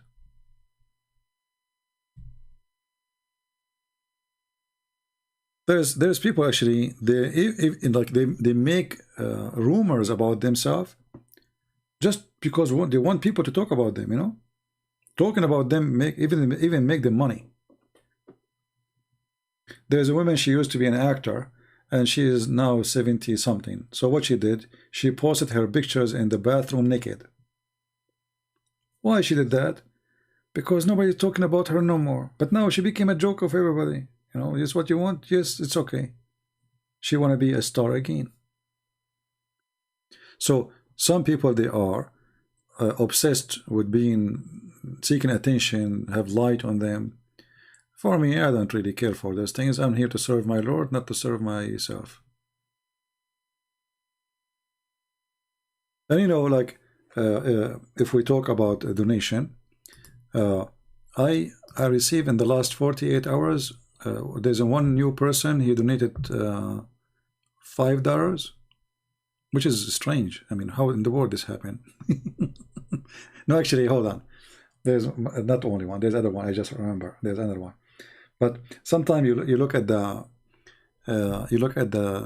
how people, they support you too. You will notice that really people, only what they care is just to come here, laugh at Muhammad and his God and etc. And after that, there's nobody care. There's only few. There's a person actually. He sent a donation. He said he sent me an email. He said, I understand if you don't answer me due to my little number. So I said to him, who told you that I answer only those who donate little big number? Doesn't matter. Actually, most of people who email me in Patreon, they have zero donation, literally zero. And we keep asking people not to email, by the way, because mostly the emails are not really important. Here we go. I stay with you for many hours. Ask me. And when you ask me in public, everybody will get the benefit of the answer.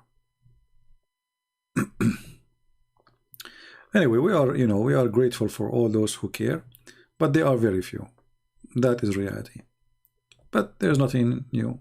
Even the Messiah himself, he have 12 disciples, not 1200. Right?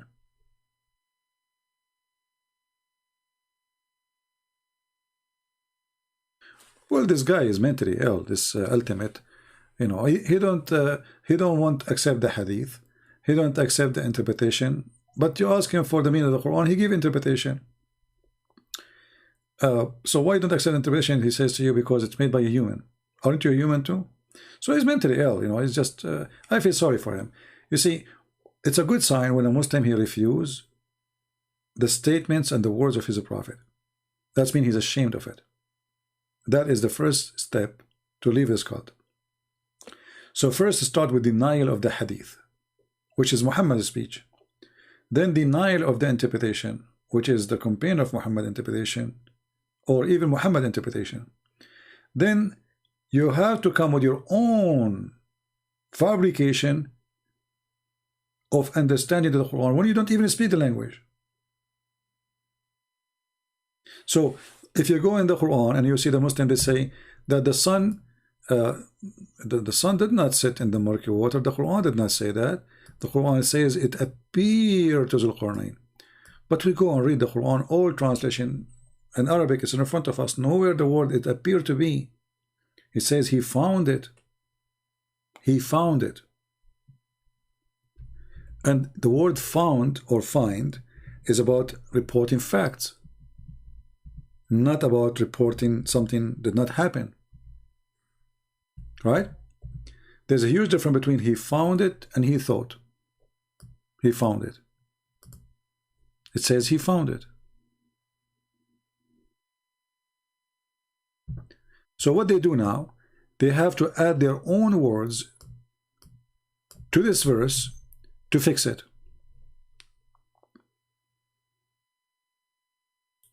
We show them that their prophet explained the verse. Their prophet himself, he said, well, the sun set in murky water. They say we don't accept this hadith.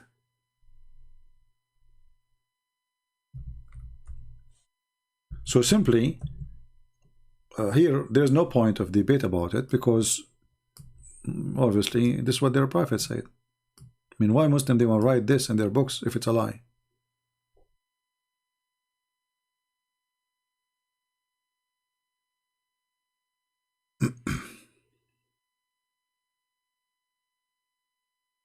Do we have any Abdul?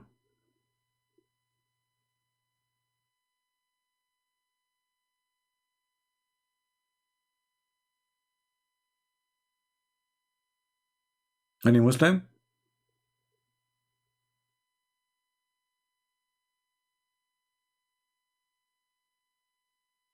The one who's saying Amina was a whore raped by Muhammad, by Satan, this is not right, my friend, to say. Why you want to say that? She had sex with any man, who cares? But raped by Satan, what does that mean? Don't go there.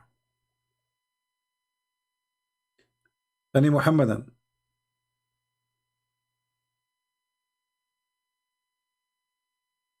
Anyone?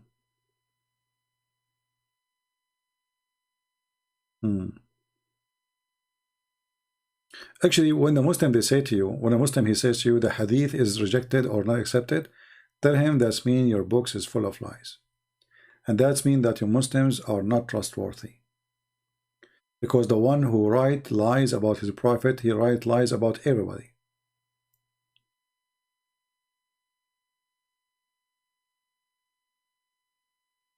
Any Muhammadan? Last call before we go. Now,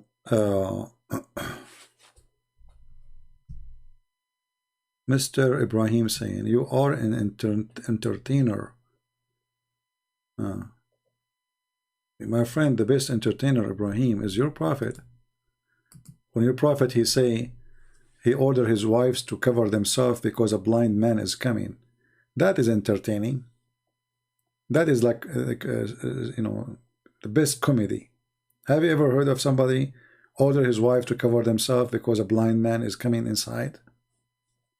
How stupid is that? Right? That is seriously stupid.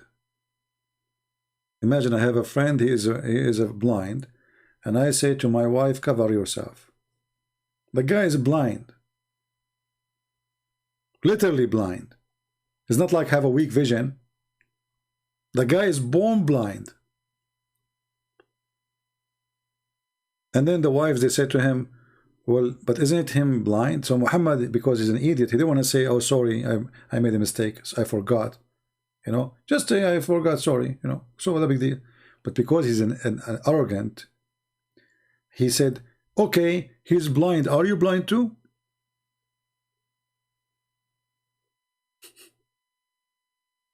Isn't it clear that Muhammad is an idiot?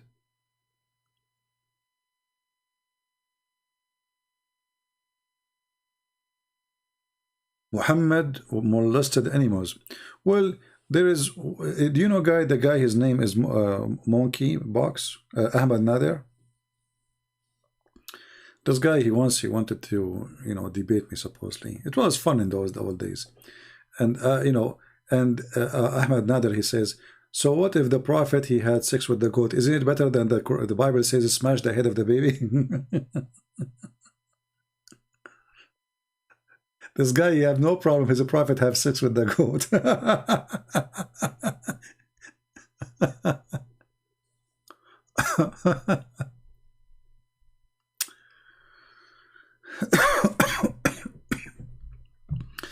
Anyway, we better go.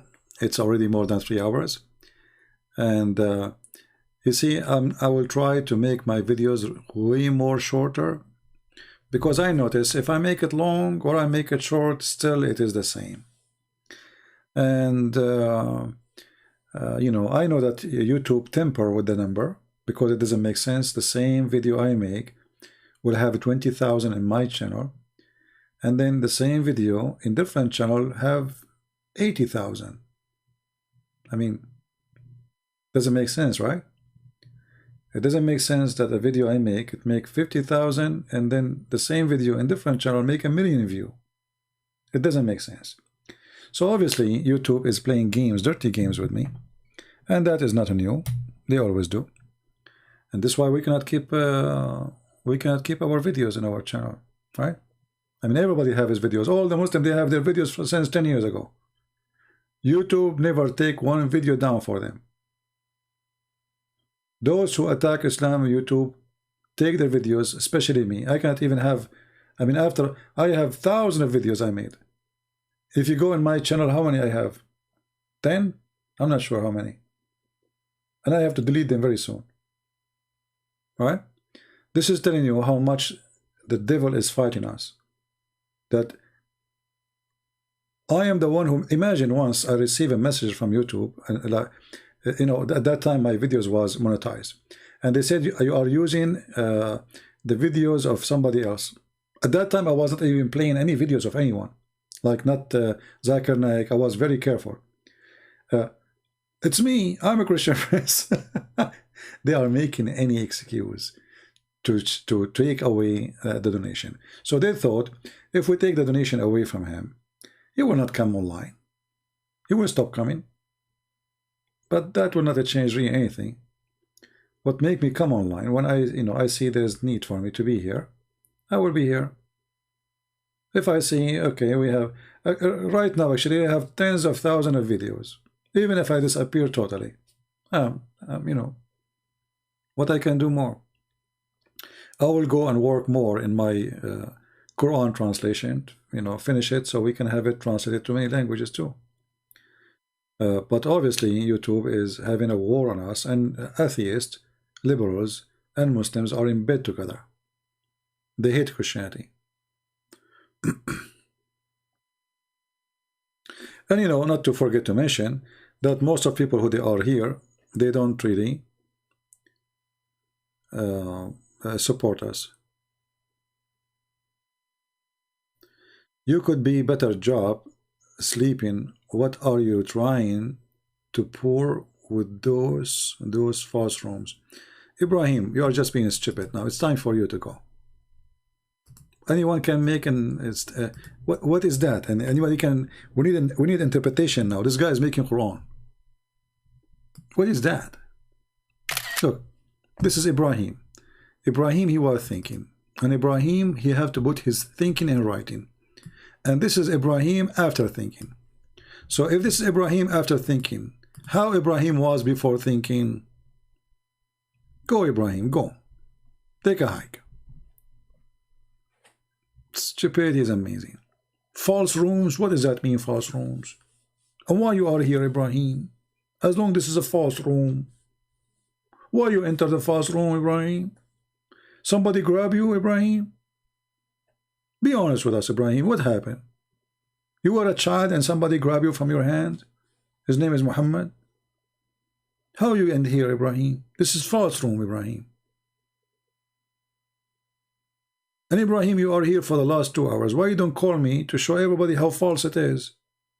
But I will tell you, Ibrahim, you are a potato. And you are a coward. You cry and you don't dare to say goodbye. Didn't you say just 15 minutes ago you are leaving? And then 15 minutes before you says you are leaving?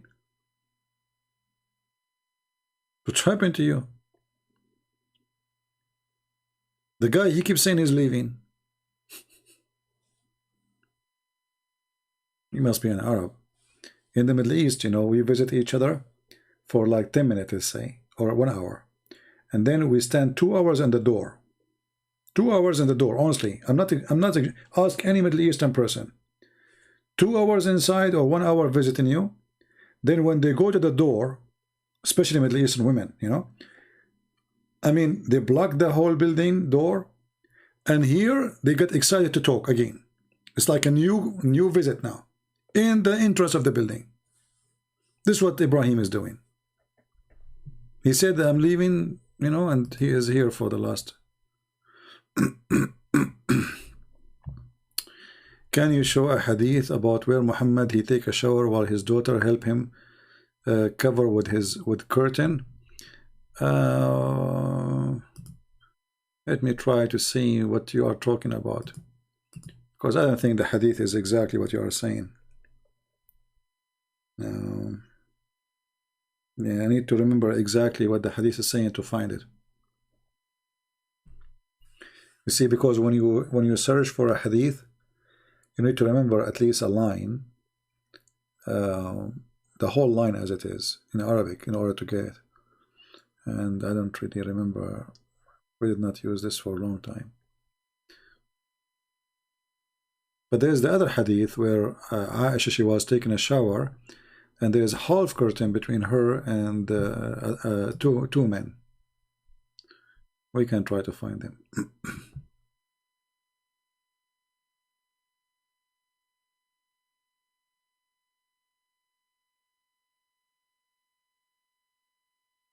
All right, look like we don't have any, like we it's disrespectful for life. This is here to debate like this. This is really not God channel. If you claim to be a God person, a Muslim talking about God channel and a God person. Okay, was your prophet a God person when he said to a man, "Go and bite the penis of your father"? Mr. Muslim, was your prophet a God man when he said, "Go and bite the penis of your father"? I'm going with you, you know, your dear logic. Do you think it was a God man talking when he said, "Go and bite the penis of your father"? Now, Mr. Muslim, he will play dead. He heard nothing, he said nothing. He will play dead now. He will stop moving his tail. Disrespectful. Disrespectful. A Muslim talking about disrespect. Biting the penis of your father is respect for sure. Oh, what about go and suck the clitoris of Allah? That's a good one too.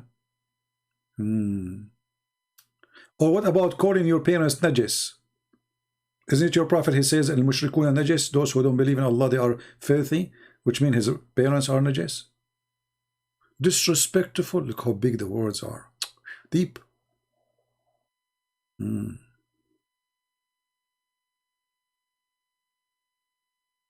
Ibrahim saying he is an idiot. Oh no, sorry, he's saying he's an adult. Sorry, adult.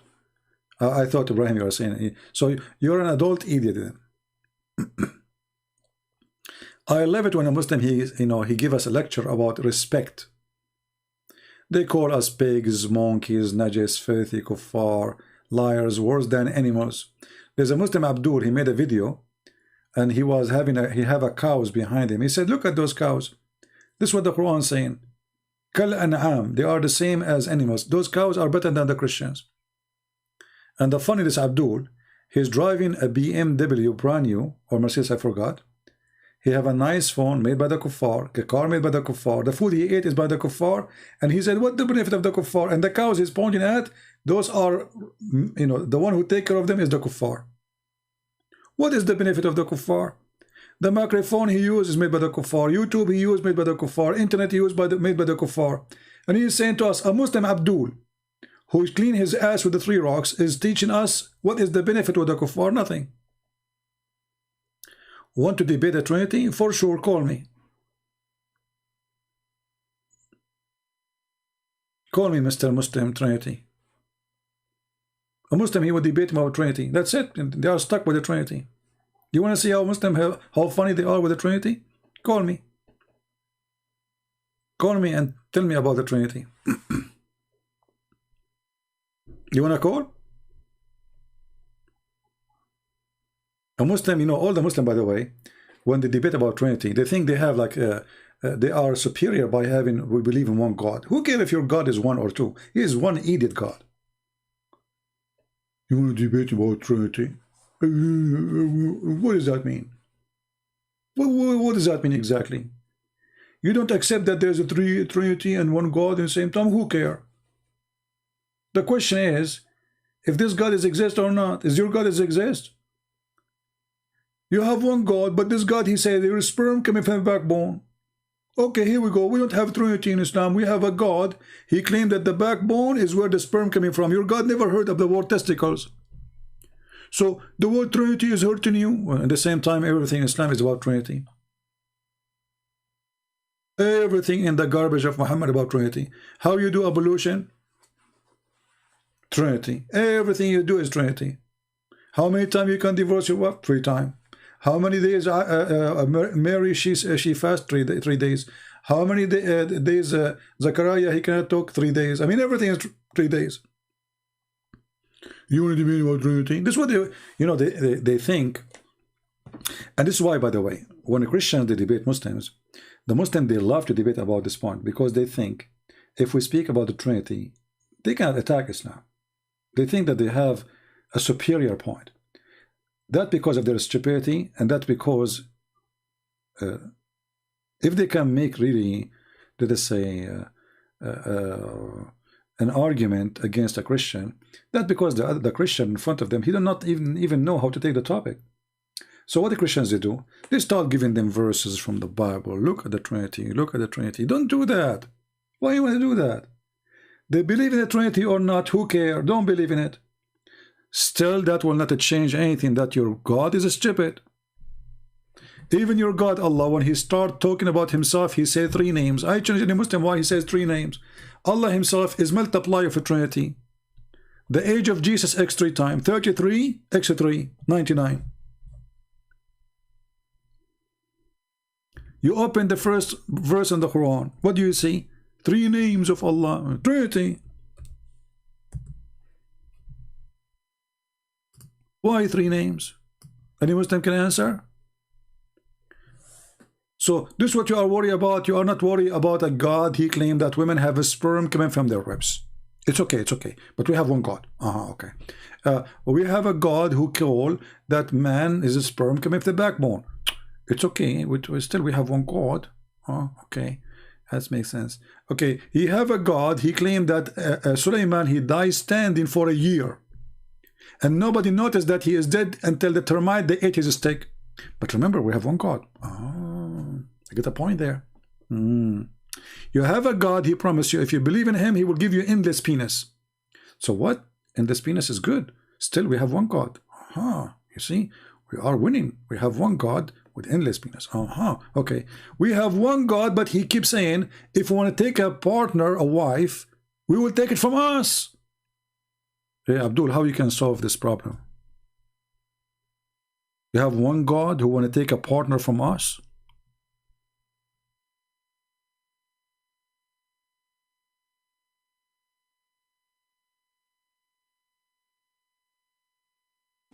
Any Abdul? We have one God. We have one God. So anyone from those who believe in one God is willing to call me and dare to call? TikTok, TikTok. You are tiki-toking.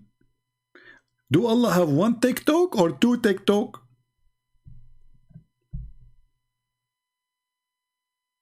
Why you don't text me?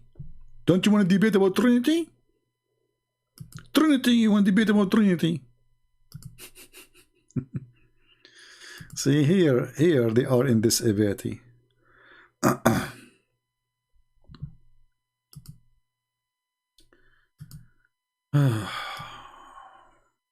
Any Abdul?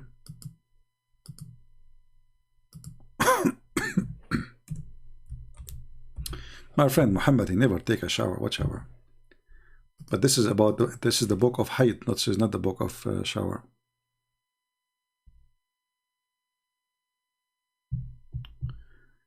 Yeah, but the Muslim, they will say to you that this is his daughter, and so what? But remember, Fatima, she is not his daughter. Muhammad never have kids.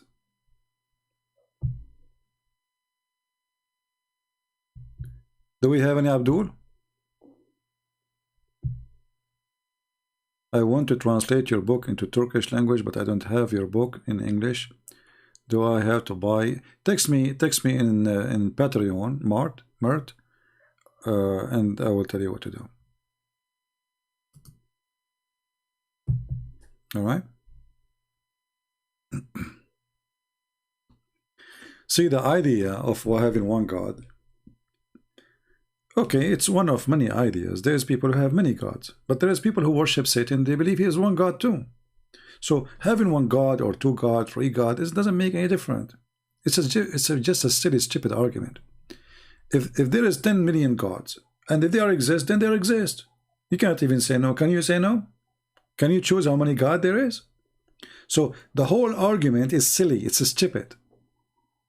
And we Christian, we believe in one God. So if God cannot be three, like, you know, in Arabic we say aqnoom. It's not really correct to say person, but this is what in English they use. So if God cannot be three in the same time he is one, then God cannot be God. Because there is something impossible for God. So here you see how silly the Muhammadan are. When they want God, they call him Almighty. When they want God is not Almighty, God is all idiot. As an example,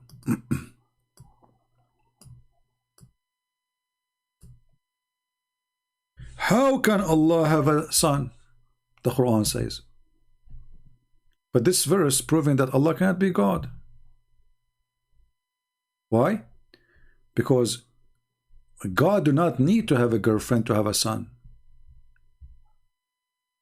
And the one is questioning the ability is Allah himself. So look how stupid the one who made the Quran. How can he have a son when he never had a girlfriend? Who is the one who says how can he? Allah. So if Allah is saying that Allah cannot have a son unless have a girlfriend, that means Allah is not God.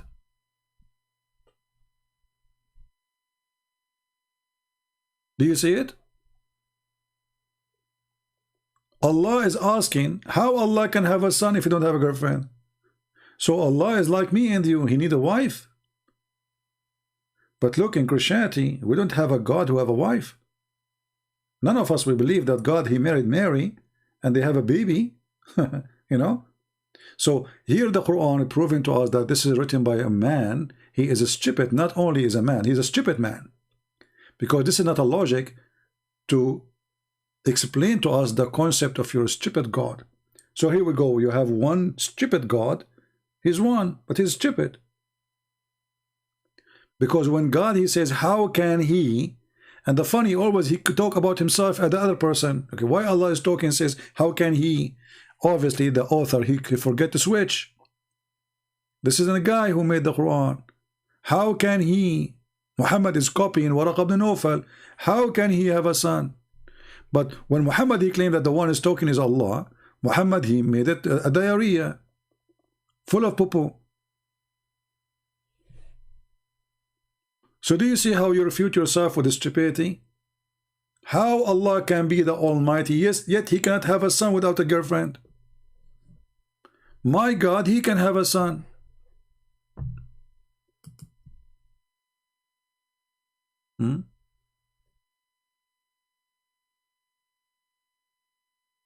Yeah, for sure, Muslim, I don't have knowledge, but yet you are not daring to call me to prove it. People can see who have no knowledge. My books is printed around the world, my friend. My books are printed and translated to many, many languages, and I have no knowledge. And nobody dare to debate me because I have no knowledge. And you prove it. Here we go. Yeah. All what you need to do, say he have no knowledge, and that's it. My knowledge is gone. What about you call me and show everybody that I have no knowledge? As long as I don't have knowledge, you can win the debate really easy. It will take you maybe a few seconds. Allah will support you. But anyway, every statement in the Quran proving that Muhammad is stupid.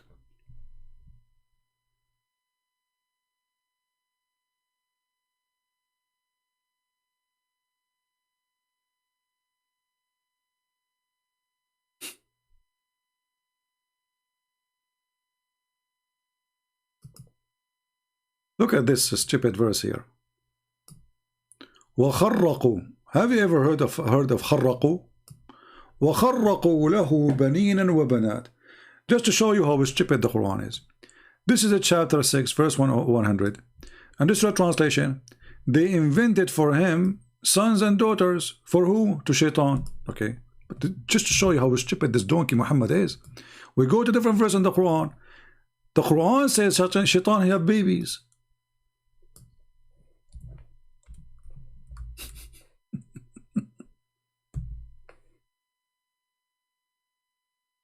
The stupid Muhammad, he claimed that Shaitan, he have babies. So in one verse says that people, they invented babies for Shaitan. He have daughters and sons. In the other verse says he have.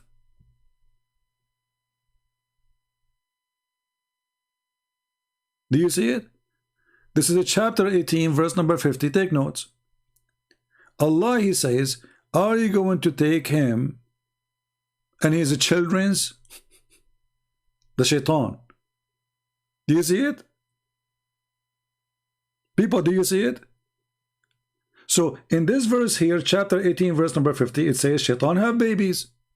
In the other verse, Allah making fun of the pagans, saying they made babies for Shaitan. Hello. You see it? Who is the stupid?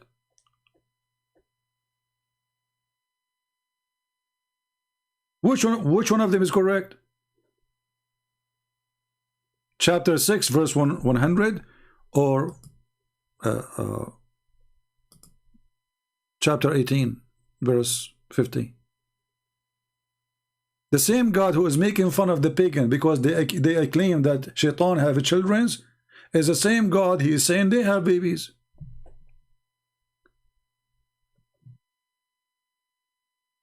This is God book. And then you go and read the interpretation. They will say to you that Allah, he created a penis for Shaitan in his right thigh, and he have to be in the right thigh, right, and the vagina in the left thigh. So when Allah, he cast him out of heaven, Shaitan, he if himself, so he shake this into this, he do nikah. Even the word nikah is used there. So he do nikah by entering this into that. and then he lay 10 eggs, and each egg have 70 shaitan and shaitana, which means 70 male and female shaitan.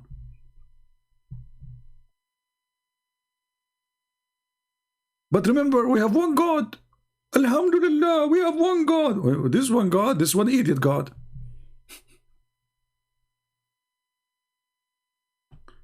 They think when they say we have one God, they have victory. That's it. We have one God. My friend, I have one middle finger. Is that God?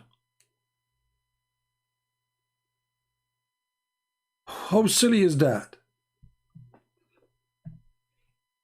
You know, when I come to America, I was driving in the highway for the first time, and I don't know really what the speed limit is. And I was looking for exit to direction, so I was a little bit slow. And those Americans, they start putting their hands out of the car. I said, man, I'm famous here. Everybody's saying to me, hi. And I don't know why they have a finger coming from the window, like, you know, like, what the heck? And I say, hello, hello, hello, like, you know, like a Borat, you know, in the highway, you know? Yeah, true story. Your God is a middle finger. Actually, your prophet, he says, I am the same as the middle finger. Call me to show you the hadith.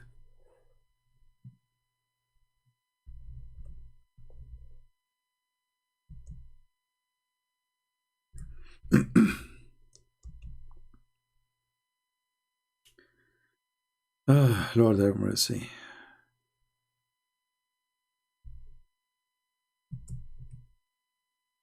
Any Muslim?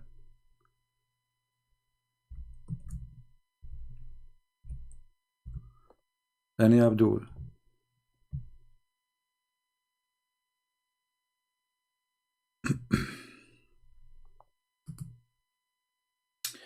All right, well, we have victory as usual. And those cowards, they don't dare to call me. And then after I hang up, they will say, look, this guy refuted him, and this guy refuted him, and we have 1 million response, and there's no response. Potato, potato, potato. Potato, potato, potato. Potato, potato, potato. We have one God, we have one God, brother. We have one God. Ah, you are learning the tactical. I like that. Look at this guy. He is learning the tactical. My friend, keep learning. I think you will spend the coming 20 years learning the tacticals. You know what? I'm so glad that you are focusing in the tactical, because you, Muhammadan, usually focus in the testicles. I'm not sure why you are focusing in the tactical. Are you sure?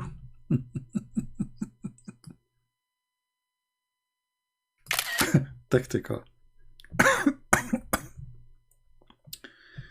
That's a lot of this is a lot of tacticality. He is learning the tactical.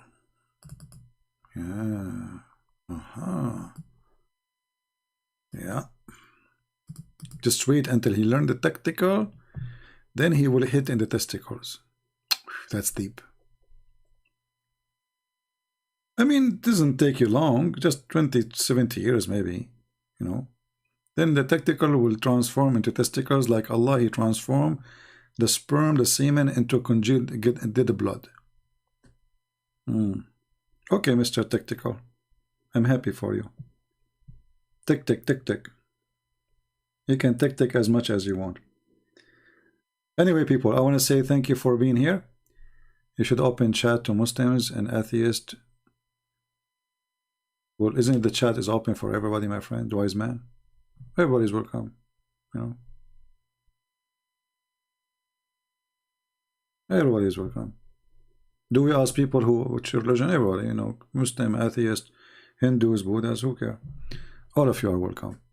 Anyway, if you like me to come soon, so fast, as you see, YouTube is fighting our videos. So share the videos. Let us have a good number, at least, to make me see that those people here, who they are watching, they support my channel, they are sharing links around in Facebook, whatever, and they bring a lot of people. Otherwise, I don't feel like, you know, I need to come, you know. And remember, we need to bring more people, new people, so they can call me. Don't you want to see a real fight? a horrific fight? Bring me Abdul. And the only way you can do it is by posting the videos around and inviting people to join us. Christians, Jews, Hindus, Muslims, everybody is welcome. And remember, don't hate the Muslims. We are fighting the garbage of Muhammad. Muslims are victims, you know. Muslims are victims. Even ISIS, for me, by the way, they are victims. Those people, they think they are serving God. They think by killing they are serving God. That's what Jesus said. Time will come and people will think by killing you they are doing favor to God. That's what Jesus said. Remember that. So we pray for the Muslims. We are here to save them. We are not here to hate them. There's no point of hate. You know, when we go in war with those who do jihad, then you can do what war do. You know, I was in the army and I will be willing to go to the army again and again and again. We fight terrorists, but we don't want to be killers. We will kill those who want to kill us, but we are not going to kill people. We want to save the Muslims. We want to win them. We want to love them. We don't want to hate them. All right? And if you are a terrorist, then we deal with you differently, accordingly, as you know. So I want to say thank you for everybody. I say may the Lord bless you all. And I want to remind people that Christmas is coming. And I am thinking to start my new Bible channel after the Christmas, or maybe even in the day of the Christmas. We will see. So pray for that. I'm just thinking about it, not sure yet. I want to be sure that this channel will not take me away from the target, because you know there's many people they can teach the Bible, but not many people they can do what I do when it's come to Islam. You know what I mean? So I want to be sure that that will not take me from the biggest mission. There's many great Christians. They know the Bible very well versed, and they can do even better job than me. And if I share the gospel with you, it's going to be a totally different new way from the way you know it. Because for me, I like to live the Bible, not to teach it. Which means people, when they read verses in the Bible, they just read words. For me, I like you to live the words so you can understand the words, not to read them.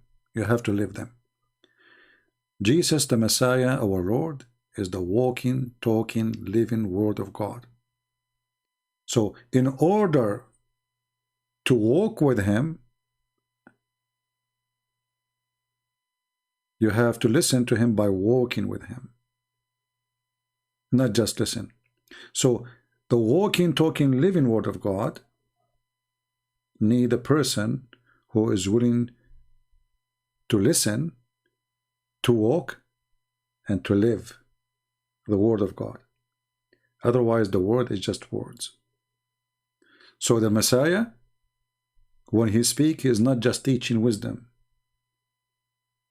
He's not sharing words. He's not making speeches. Because many, they can make speeches, great speeches. But He was telling you how to live His Word, how to be united with the Lord.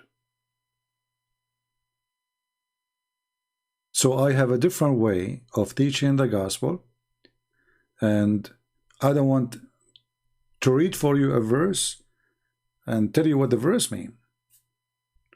I want to read the verse, and all of us will live the verse, and then we will understand what the verse means. See, the word of Christ, it is self-explained. You do not need me to explain it. But the condition is so simple. You have to be living as a faithful person from your heart, the words you read. Otherwise, they are just words in a book. So the words have to go and live inside you, inside your heart. Then those words will be active and they will be something very useful for you.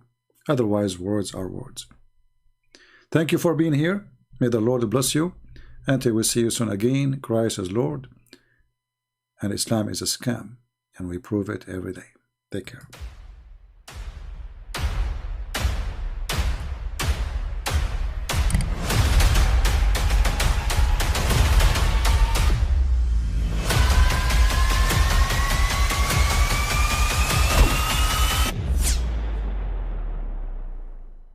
But I mean, again, he doesn't know who Gabriel is, right? Because he didn't come from an Abrahamic faith. The people of Mecca were pagan. Quran is mentioned, if this book was from other than God, they would have found in it many contradictions. If a book is without contradictions, that has no bearing on whether it comes from God or not. I've had phone books that are inerrant, but I certainly don't think God gave them. That we believe without understanding. The brother asked a very important question, that most of the scholars say that listening to music, watching movies, and most of the television programs, they're haram. So how can we have fun? Let me tell you, brother, at the outset that having fun is permitted in Islam as long as the fun is halal fun. That the standard narrative has holes in it. The Prophet tells us because Satan or the devil sleeps over our nostrils. Those who oversleep and not pray Fajr on time, Satan urinates in their ears. I really do think Jesus was crucified and that he really was dead and buried. He thought that he was a son of God in the sense that he was specially chosen by God. I think Jesus really did think he was going to be the Messiah, the future king of Israel. I mean, that is, after all, why they crucified him.